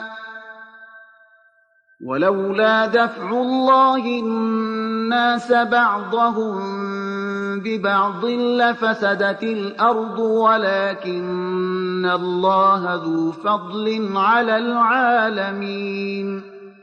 پس ایشان را به اراده خداوند شکست دادند. داوود جالوت را کشت. خداوند به داوود پادشاهی و حکمت ارزانی فرمود و به او از هر آنچه می‌خواست آموخت. و اگر خداوند یک گروهی از مردم را به وسیله گروهی دیگر دفن می‌کرد زمین واقعا فاسد می‌گردید. اما خداوند به جهانیان لطف و احسان دارد. تلك آیات الله نتلوها عليك بالحق وإنك لمن المرسلین. اینها آیات خداوند است که آن را به تو به حق تلاوت می کنیم و تو واقعا از پیامبرانی. تلك الرسل فضلنا بعضهم على بعض منهم من كلم الله ورفع بعضهم درجات وآتينا عيسى ابن مريم البينات وأيدناه بروح القدس ولو شاء الله ما اقتتل الذين من بعدهم من بعد ما جاءتهم البينات ولكن اختلفوا فمنهم من آمن ومنهم من كفر ولو شاء الله ما اقتتلوا ولكن الله يفعل ما يريد. از این پیامبران ما بعضشان را بر بعض دیگری برتری دادیم. از ایشان کسی بود که خداوند با او سخن گفت، بعضی دیگر را به درجات ارتقا داد. به عیسی پسر مریم ما نشانه‌های روشنی دادیم و او را به روح القدس تأیید نمودیم. اگر خداوند می‌خواست آنهایی که بعد از این پیامبران بودند پس از آن که نشانه‌های روشنی به ایشان آمد با هم جنگ نمی‌کردند، ولی ایشان اختلاف ورزیدند. پس بعضی از ایشان ایمان آوردند و بعضی از ایشان کافر شدند. اگر خداوند می‌خواست ایشان با یکدیگر جنگ نمی‌کردند، اما خداوند آنچه را بخواهد می‌کند. يا أيها الذين آمنوا أنفقوا مما رزقناكم من قبل أن يأتي يوم لا بيع فيه ولا خلة ولا شفاعة والكافرون هم الظالمون. ای مؤمنان، از رزقی که ما به شما ارزانی کرده ایم خرج کنید پیش از اینکه روزی فرا رسد که در آن نه خرید و فروشی میسر باشد و نه دوستی و نه هم شفاعتی را مستحق شوید و کافران هم ایشانند ستمگار. الله لا إله إلا هو الحي القيوم لا تأخذه سنة ولا نوم له ما في السماوات وما في الأرض من ذا الذي يشفع عنده إلا بإذنه يعلم ما بين أيديهم وما خلفهم ولا يحيطون بشيء من علمه إلا بما شاء وسع كرسيه السماوات والأرض ولا يؤوده حفظهما وهو العلي العظيم. خداوند معبودی جز او نیست، زنده و به خود پاینده است، نه او را پینکی میگیرد و نه هم خواب. هر آنچه در آسمان ها و هر آنچه در زمین است از آن اوست. چی کسی است آن که به حضور او شفاعت کند مگر به اجازه او؟ آنچه را که در پیش روی و پشت سر بندگان است میداند و ایشان به چیزی از علم او احاطه کردن نمی توانند مگر به آنچه که او اراده کند. کرسی او آسمانها و زمین را در بر گرفته است و نگهبانی آنها او را خسته نمی سازد و او بسیار بلند مرتبه و بسیار با عظمت است. لا إكراه في الدين قد تبين الرشد من الغي فمن يكفر بالطاغوت ويؤمن بالله فقد استمسك بالعروة الوثقى لا انفصام لها والله سميع عليم. در دین اکراهی نیست، بیشک رهیابی از گمراهی جدا شده است. پس کسی که از شیطان روی برمیتابد و به خداوند ایمان می آورد به دستگیره مستحکم چنگ زده است که هرگز گسستنی نیست و خداوند شنوا و داناست.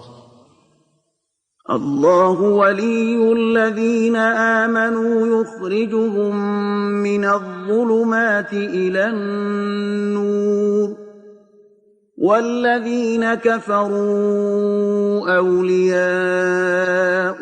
الطاغوت يخرجونهم من النور إلى الظلمات أولئك أصحاب النار هم فيها خالدون. خداوند یاور مؤمنان است، ایشان را از تاریکی ها به روشنایی بیرون می آورد. و کافران یاورانشان شیطان است که ایشان را از روشنایی به تاریکی ها می کشانند. هم ایشانند اهل دوزخ و در آن همیشه به سر می برند. ألم تر إلى الذي حاج إبراهيم في ربه أن آتاه الله الملك إذ قال إبراهيم ربي الذي يحيي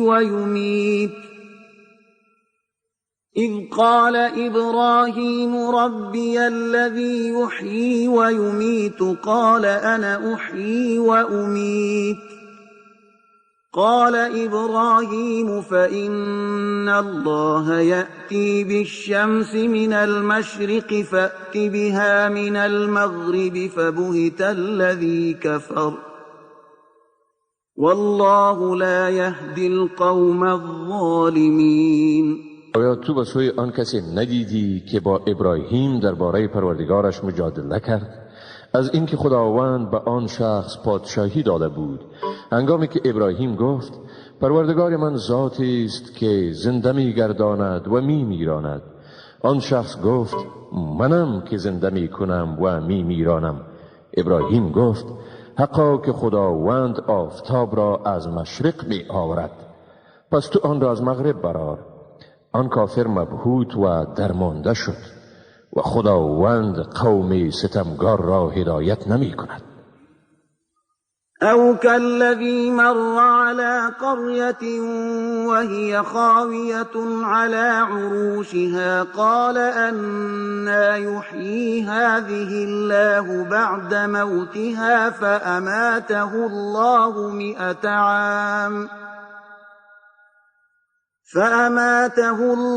100 عام ثم بعثه قال كم لبثت قال لبثت يوما أو بعض يوم قال بل لبثت 100 عام فانظر إلى طعامك وشرابك لم يتسنه وانظر إلى حمارك ولنجعلك آية للناس وانظر إلى العظام كيف ننشزها ثم نكسوها لحما فلما تبين له قال أعلم أن الله على كل شيء قدير. یا مثال شخصی را که از دهکده گذشت که بر سقفای خود فرو ریخته بود، گفت چی طور خداوند اهل این دهکده را بعد از مردن آنها زنده می کند؟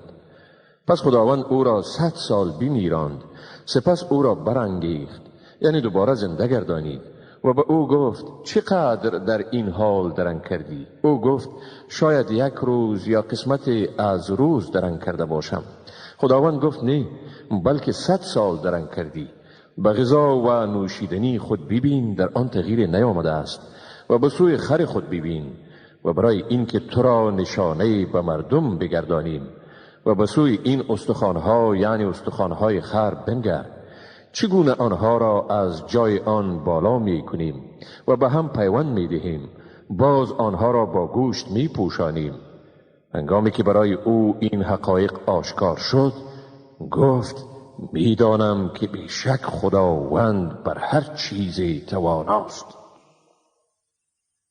وَإِذْ قَالَ إِبْرَاهِيمُ رَبِّ أَرِنِي كَيْفَ تُحْيِي الْمَوْتَى قَالَ أَوَلَمْ تُؤْمِنْ قَالَ بَلَى وَلَكِنْ لِيَطْمَئِنَّ قَلْبِي قال فخذ 4 من الطير فصرهن إليك ثم اجعل على كل جبل منهن جزءا ثم ادعهن يأتينك سعيا واعلم أن الله عزيز حكيم. و به خاطر آور وقتی را که ابراهیم گفت پروردگارا برایم بنما که چطور مردگان را زنده می گردانی. خداوند گفت آیا باور نداری؟ ابراهیم گفت چرا نی، ولی برای اینکه دل من آرام گیرد چنین تقاضا کردم. خداوند گفت سپس 4 نوع از پرنده بگیر، سپس آنها را به هم آور، یعنی توته کن و به هم آمیز. بعد از آن بر هر یک از این کوهها قسمت از آنها را بگذار، سپس آنها را بخواه. ایشان به سرعت به سوی تو می شتابند و بدان که خداوند صاحب قدرت منعی و با حکمت است. مثل الذين ينفقون أموالهم في سبيل الله كمثل حبة أنبتت 7 سنابل في كل سنبلة 100 حبة والله يضاعف لمن يشاء والله واسع عليم.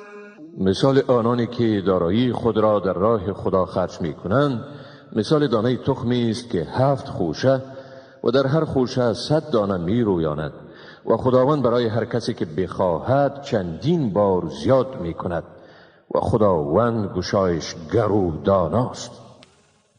الذين ينفقون أموالهم في سبيل الله ثم لا يتبعون ما أنفقوا منا ولا أذى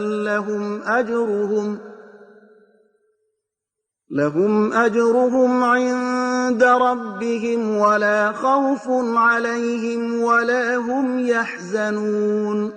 آنانی که دارایی خود را در راه خدا خرج می کنند و در نفقه‌ای که کرده اند منتی نمی گذارند و آزاری نمی رسانند، برایشان ثوابشان نزد پروردگارشان است و بر ایشان ترسی نیست و نی هم ایشان اندوهگین می شوند. قول معروف ومغفرة خير من صدقة يتبعها أذى والله غني حليم. سخن پسندیده و گذشت از خیراتی که در پی آن آزاری صورت گیرد بهتر است. خداوند بی نیاز و صاحب حلم است. يا أيها الذين آمنوا لا تبطلوا صدقاتكم بالمن والأذى كالذي ينفق ماله رئاء الناس ولا يؤمن بالله واليوم الآخر فمثله كمثل صفوان عليه تراب فأصابه وابل فتركه صلدا لا يقدرون على شيء مما كسبوا والله لا يهدي القوم الكافرين. ای مؤمنان، خیرات خود را با منت گذاردن و آزار دادن باطل نکنید، مانند کسی که دارایی خود را ریاکارانه برای زدن به چشم مردم خرج می کند و نی به خداوند ایمان دارد و نی هم به روز آخرت. پس مثال وی به سنگ صاف ماند که بر آن خاک باشد، بر آن باران تند ببارد و خاک آن را بشوید. چنین مردم قادر نخواهند بود از عمل خود حاصلی به دست آورند و خداوند گروه کافران را رهیاب نمی سازد. ومثل الذين ينفقون أموالهم ابتغاء مرضات الله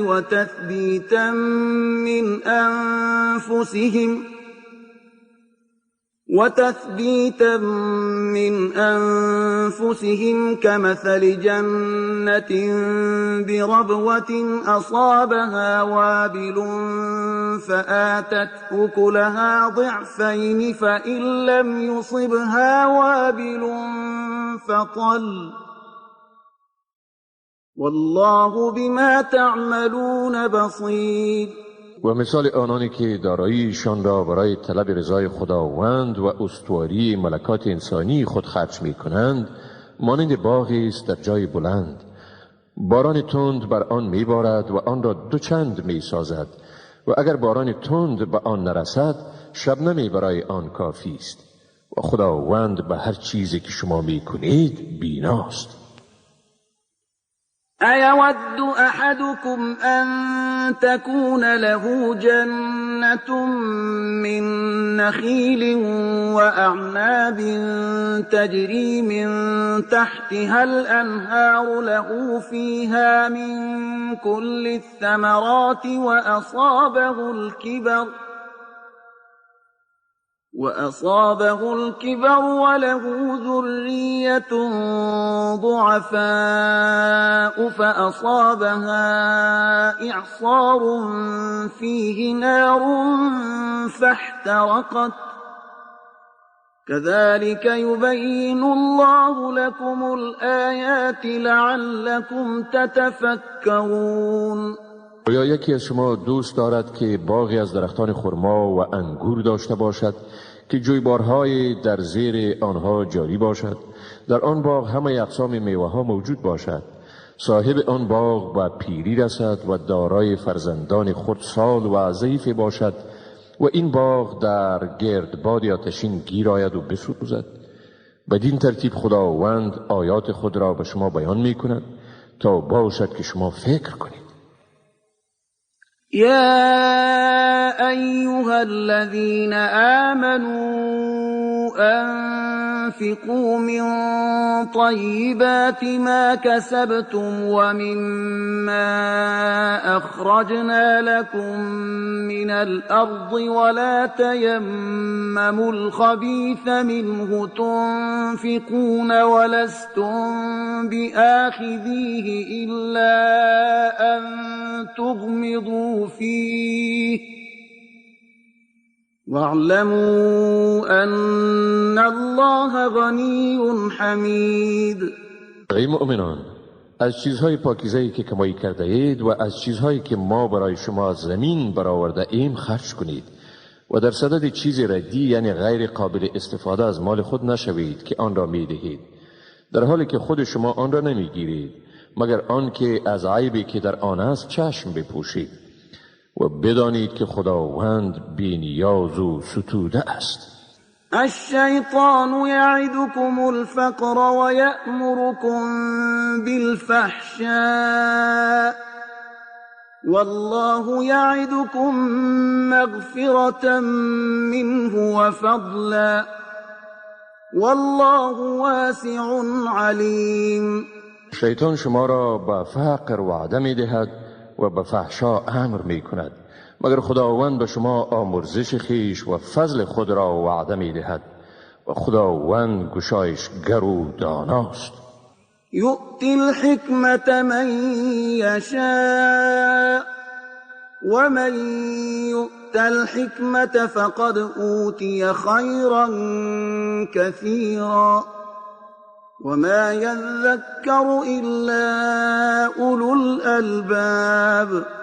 خداوند هر کی را خواهد صاحب حکمت می سازد و هر کی را حکمت داده شد واقعا برایش خیر بیکران داده شده است و پند نمی گیرند مگر خردمندان.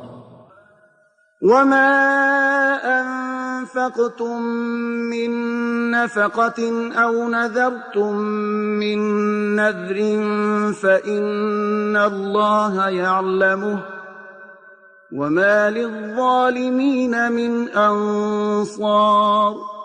و هر چیزی را که شما خیرات می دهید یا به صورت نذر می پردازید با یقین خداوند آن را می داند و برای ستمگاران یاری دهنده نیست. إن تبدوا الصدقات فنعما هي وإن تخفوها وتؤتوها الفقراء فهو خير لكم ويكفر عنكم من سيئاتكم والله بما تعملون خبير. اگر شما آشکارا صدقه بدهید این هم خوب است، ولی اگر شما پنهانی صدقه بدهید و آن را به کسانی برسانید که واقعا نیازمندند برای شما بهتر است. از شما بعضی از گناهان شما را می زداید و خداوند به آنچه می کنید آگاه است.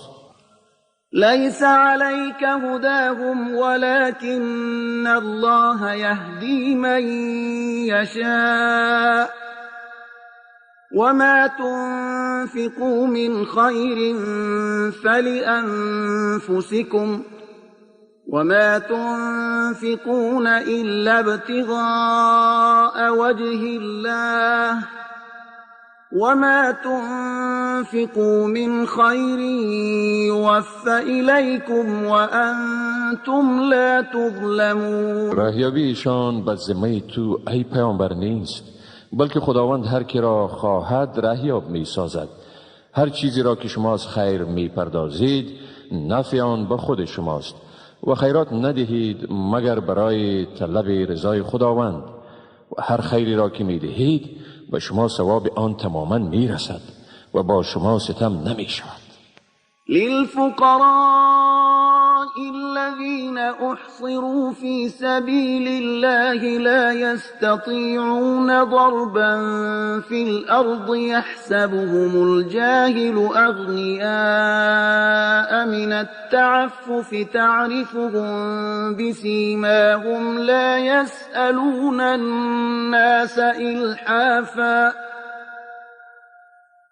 وما تنفقوا من خير فإن الله به عليم. خیرات به نیازمندانی داده شود که در راه خدا محصور شده اند و نمی توانند برای تجارت و کار در روی زمین سفر کنند. شخص بیخبر از حالشان از سبب خویشتنداریشان فکر می کند که توانگرند. ایشان را سیمایشان می شناسی. ایشان مسرانه از مردم سؤال نمی کنند و چیزی را که از دارایی خرج می کنید حقا که خداوند به آن داناست. الذين ينفقون أموالهم بالليل والنهار سرا وعلانية فلهم أجرهم عند ربهم ولا خوف عليهم ولا هم يحزنون. آنهایی که دارایی خود را در راه خدا شب و روز پنهان و آشکارا خرج می کنند مزدشان نزد پروردگارشان است. برای ایشان نی خوف است و نی هم ایشان اندوهگین می شوند. الذين يأكلون الربا لا يقومون إلا كما يقوم الذي يتخبطه الشيطان من المس ذلك بأنهم قالوا إنما البيع مثل الربا وأحل الله البيع وحرم الربا فمن جاءه موعظة من ربه فانتهى فله ما سلف وأمره إلى الله ومن عاد فأولئك أصحاب النار هم فيها خالدون. آنهایی که سود میخورند در قیامت بر نمیخیزند مگر مانند برخاستن کسی که حواس او را شیطان به نسبت تماس مختل ساخته است. این به سبب آن است که ایشان گفتند واقعا بیع مانند سود است، در حالی که خداوند بیع را حلال و سود را حرام قرار داده است. چون کسی که پندی از نزد پروردگارش به او آمد و از سودخواری صرف نظر کرد پس چیزهایی را که در گذشته گرفته برای اوست و کار او سپرده شده به خداست و کسی که به این عمل برگشت پس چنین مردم اینهایند دوزخی ایشان در آن همیشه میمانند.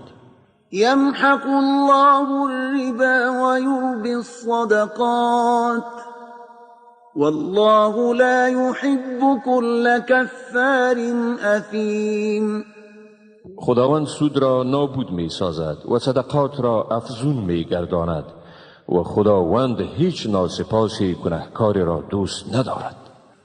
إن الذين آمنوا وعملوا الصالحات وأقاموا الصلاة وآتوا الزكاة لهم أجرهم عند ربهم ولا خوف عليهم ولا هم يحزنون. بیگمان آنهایی که ایمان آوردند و اعمال شایسته ورزیدند، نماز را به تمام و کمال برپا داشتند و زکات را پرداختند، مزد ایشان نزد پروردگارشان است، نی بر ایشان خوفی است و نی هم ایشان اندوهگین می شوند. يا أيها الذين آمنوا اتقوا الله وذروا ما بقي من الربا إن كنتم مؤمنين. ای مؤمنان، از خدا بترسید و آنچه را از سود مانده است رها کنید اگر واقعا مؤمن هستید. فإن لم تفعلوا فأذنوا بحرب من الله ورسوله وإن تبتم فلكم رؤوس أموالكم لا تظلمون ولا تظلمون. اگر سودخواری را رها نکردید پس به جنگی از طرف خدا و رسولش آماده باشید، ولی اگر توبه کردید در آن صورت اصل سرمایه شما از آن شماست، نی ستم می کنید و نی هم به شما ستم می شود. وَإِن كَانَ ذُو عُسْرَةٍ فَنَظِرَةٌ إِلَى مَيْسَرَةٍ وَأَن تَصَدَّقُوا خَيْرٌ لَكُمْ إِن كُنتُمْ تَعْلَمُونَ. اگر مدیون دچار تنگ دستی باشد پس برای او مهلت است تا توانگری، و اگر قرض خود را برای او ببخشید این برای شما بهتر است اگر فایده این کار را بدانید. واتقوا يوما ترجعون فيه إلى الله ثم توفى كل نفس ما كسبت وهم لا يظلمون.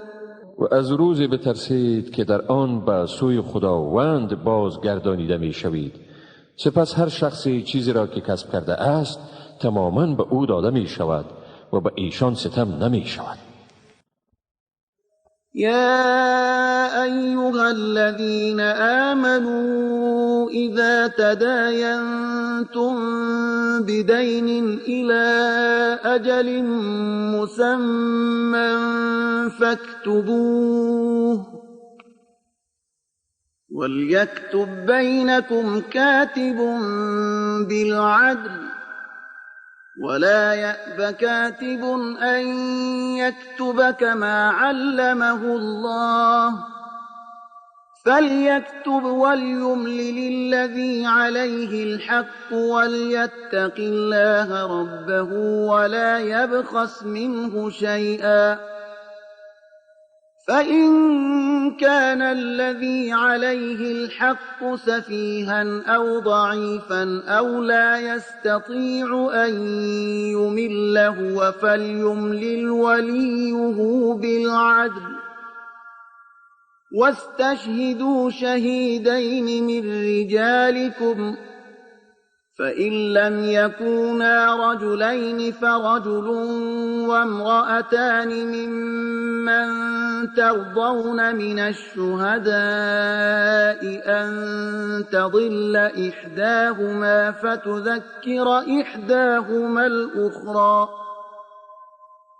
ولا يأبى الشهداء إذا ما دعوا ولا تسأموا أن تكتبوه صغيرا أو كبيرا إلى أجله ذلكم أقسط عند الله وأقوم للشهادة وأدنى ألا ترتابوا إلا أن تكون تجارة حاضرة تديرونها بينكم فليس عليكم جناح ألا تكتبوها وأشهدوا إذا تبايعتم ولا يضار كاتب ولا شهيد وإن تفعلوا فإنه فسوق بكم واتقوا الله ويعلمكم الله والله بكل شيء علیم. و ای مؤمنان، چون به معیار معین به قرض معامله نمودید پس آن را بنویسید و باید کاتب آن را صادقانه میان شما بنویسد و کاتب همان گونه که خدا به او آموخته است از نوشتن آن ابا نورزد. پس او باید بنویسد و کسی که قرض بر اوست باید املا کند و باید از خدای پروردگار خیش بترسد و نباید از آن چیزی که مدیون است کم کند. هرگاه مدیون سفی یعنی نادان یا ضعیف باشد یا خودش قدرت املا را نداشته باشد پس ولی او صادقانه املا کند و 2 گواه از مردان خود بگیرید و اگر 2 مرد نباشد پس 1 مرد و 2 زن گواه شوند از شاهدانی که به گواهیشان رضامند باشید تا اگر یکی از ایشان اشتباه ورزد پس یکیشان دیگرش را یاد دهانی نماید و چون گواهان خواسته شوند از شهادت دادن ابا نورزند و از این ملول نشوید که حق را اندک باشد یا بسیار به قید مدت آن بنویسید. این نوشتن در نزد خدا عادلانه تر و برای گواهی درست تر است و نزدیکتر است به این که به شک نیفتند مگر آنکه تجارتی باشد که آن را بین خود دست به دست کنید. در این صورت بر شما گناهی نیست اگر آن را ننویسید. و چون خرید و فروش کردید گواه بگیرید و باید نی کاتب و نی گواه زیانمند شوند و اگر چنین کنید این گناهی است به شما و از خدا بترسید و خداوند به شما می‌آموزد و خداوند به همه چیز داناست. وَإِن كُنتُمْ عَلَى سَفَرٍ وَلَمْ تَجِدُوا كَاتِبًا فَرِهَانٌ مَّقْبُوضَةٌ فَإِنْ أَمِنَ بَعْضُكُمْ بَعْضًا فَلْيُؤَدِّ الَّذِي اؤْتُمِنَ أَمَانَتَهُ وَلْيَتَّقِ اللَّهَ رَبَّهُ وَلَا تَكْتُمُوا الشَّهَادَةَ وَمَنْ يَكْتُمْهَا فَإِنَّهُ آثِمٌ قَلْبُهُ وَاللَّهُ بِمَا تَعْمَلُونَ عَلِيمٌ. و اگر در سفر بودید و نویسنده نیافتید پس گروی لازم است قبض شده و اگر یکی از شما به دیگر اعتماد می کنید پس باید همان کسی که با او اعتماد شده امانت یا ذمه خود را ادا کند و باید از خدای پروردگار خیش بترسد و شهادت را کتمان مکنید و هر کس که آن را کتمان کند بیگمان دل او آغشته به گناه است و خداوند به هر چیزی که می کنید داناست.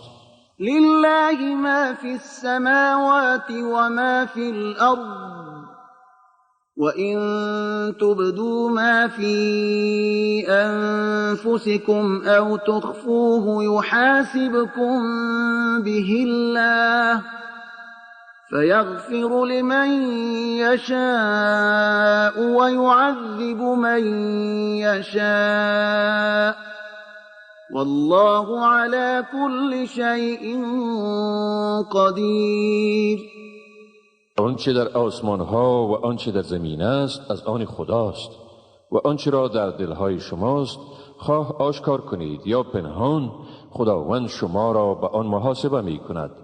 پس هر کسی را بخواهد می آمرزد و هر کسی را بخواهد عذاب می کند و خداوند بر هر چیز تواناست.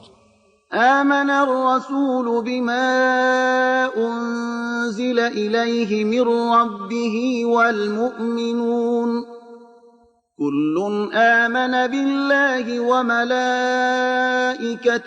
وكتبه ورسله لا نفرق بين أحد من رسله وقالوا سمعنا وأطعنا غفرانك ربنا وإليك المصير. پیامبر به چیزی که به او از طرف پروردگارش نازل شده است ایمان دارد و مؤمنان نیز همه به خدا، فرشتگان، کتابهایش و پیامبرانش ایمان آورده اند. آنها میگویند میان هیچ یک از پیامبران او فرق نمیگذاریم و گفتند شنیدیم و فرمان بردیم. خواهان آمرزش تو هستیم ای پروردگار ما و به سوی توست بازگشت. لا يكلف الله نفسا إلا وسعها لها ما كسبت وعليها ما اكتسبت ربنا لا تؤاخذنا إن نسينا أو أخطأنا ربنا ولا تحمل علينا إصرا كما حملته على الذين من قبلنا ربنا ولا تحملنا ما لا طاقة لنا به واعف عنا واغفر لنا وارحمنا أنت مولانا فانصرنا على القوم الكافرين. خداوند هیچ کسی را به کار مکلف نمی سازد مگر به اندازه توان او. برای اوست هرچی کسب کرد و بر زیان اوست هرچی را مرتکب شد. پروردگار ما، اگر ما فراموش کردیم یا خطا کردیم ما را مگیر. ای پروردگار ما، همان گونه بار گرانی که بر پیشینیان ما گذاشتی بر ما مگذار. ای پروردگار ما، و بر ما چنان باری را مگذار که توان برداشت آن را نداشته باشیم. از گناهان ما درگذر، ما را ببخشا و بر ما رحم کن. توی کارساز ما، پس ما را بر گروه کافران پیروز گردان.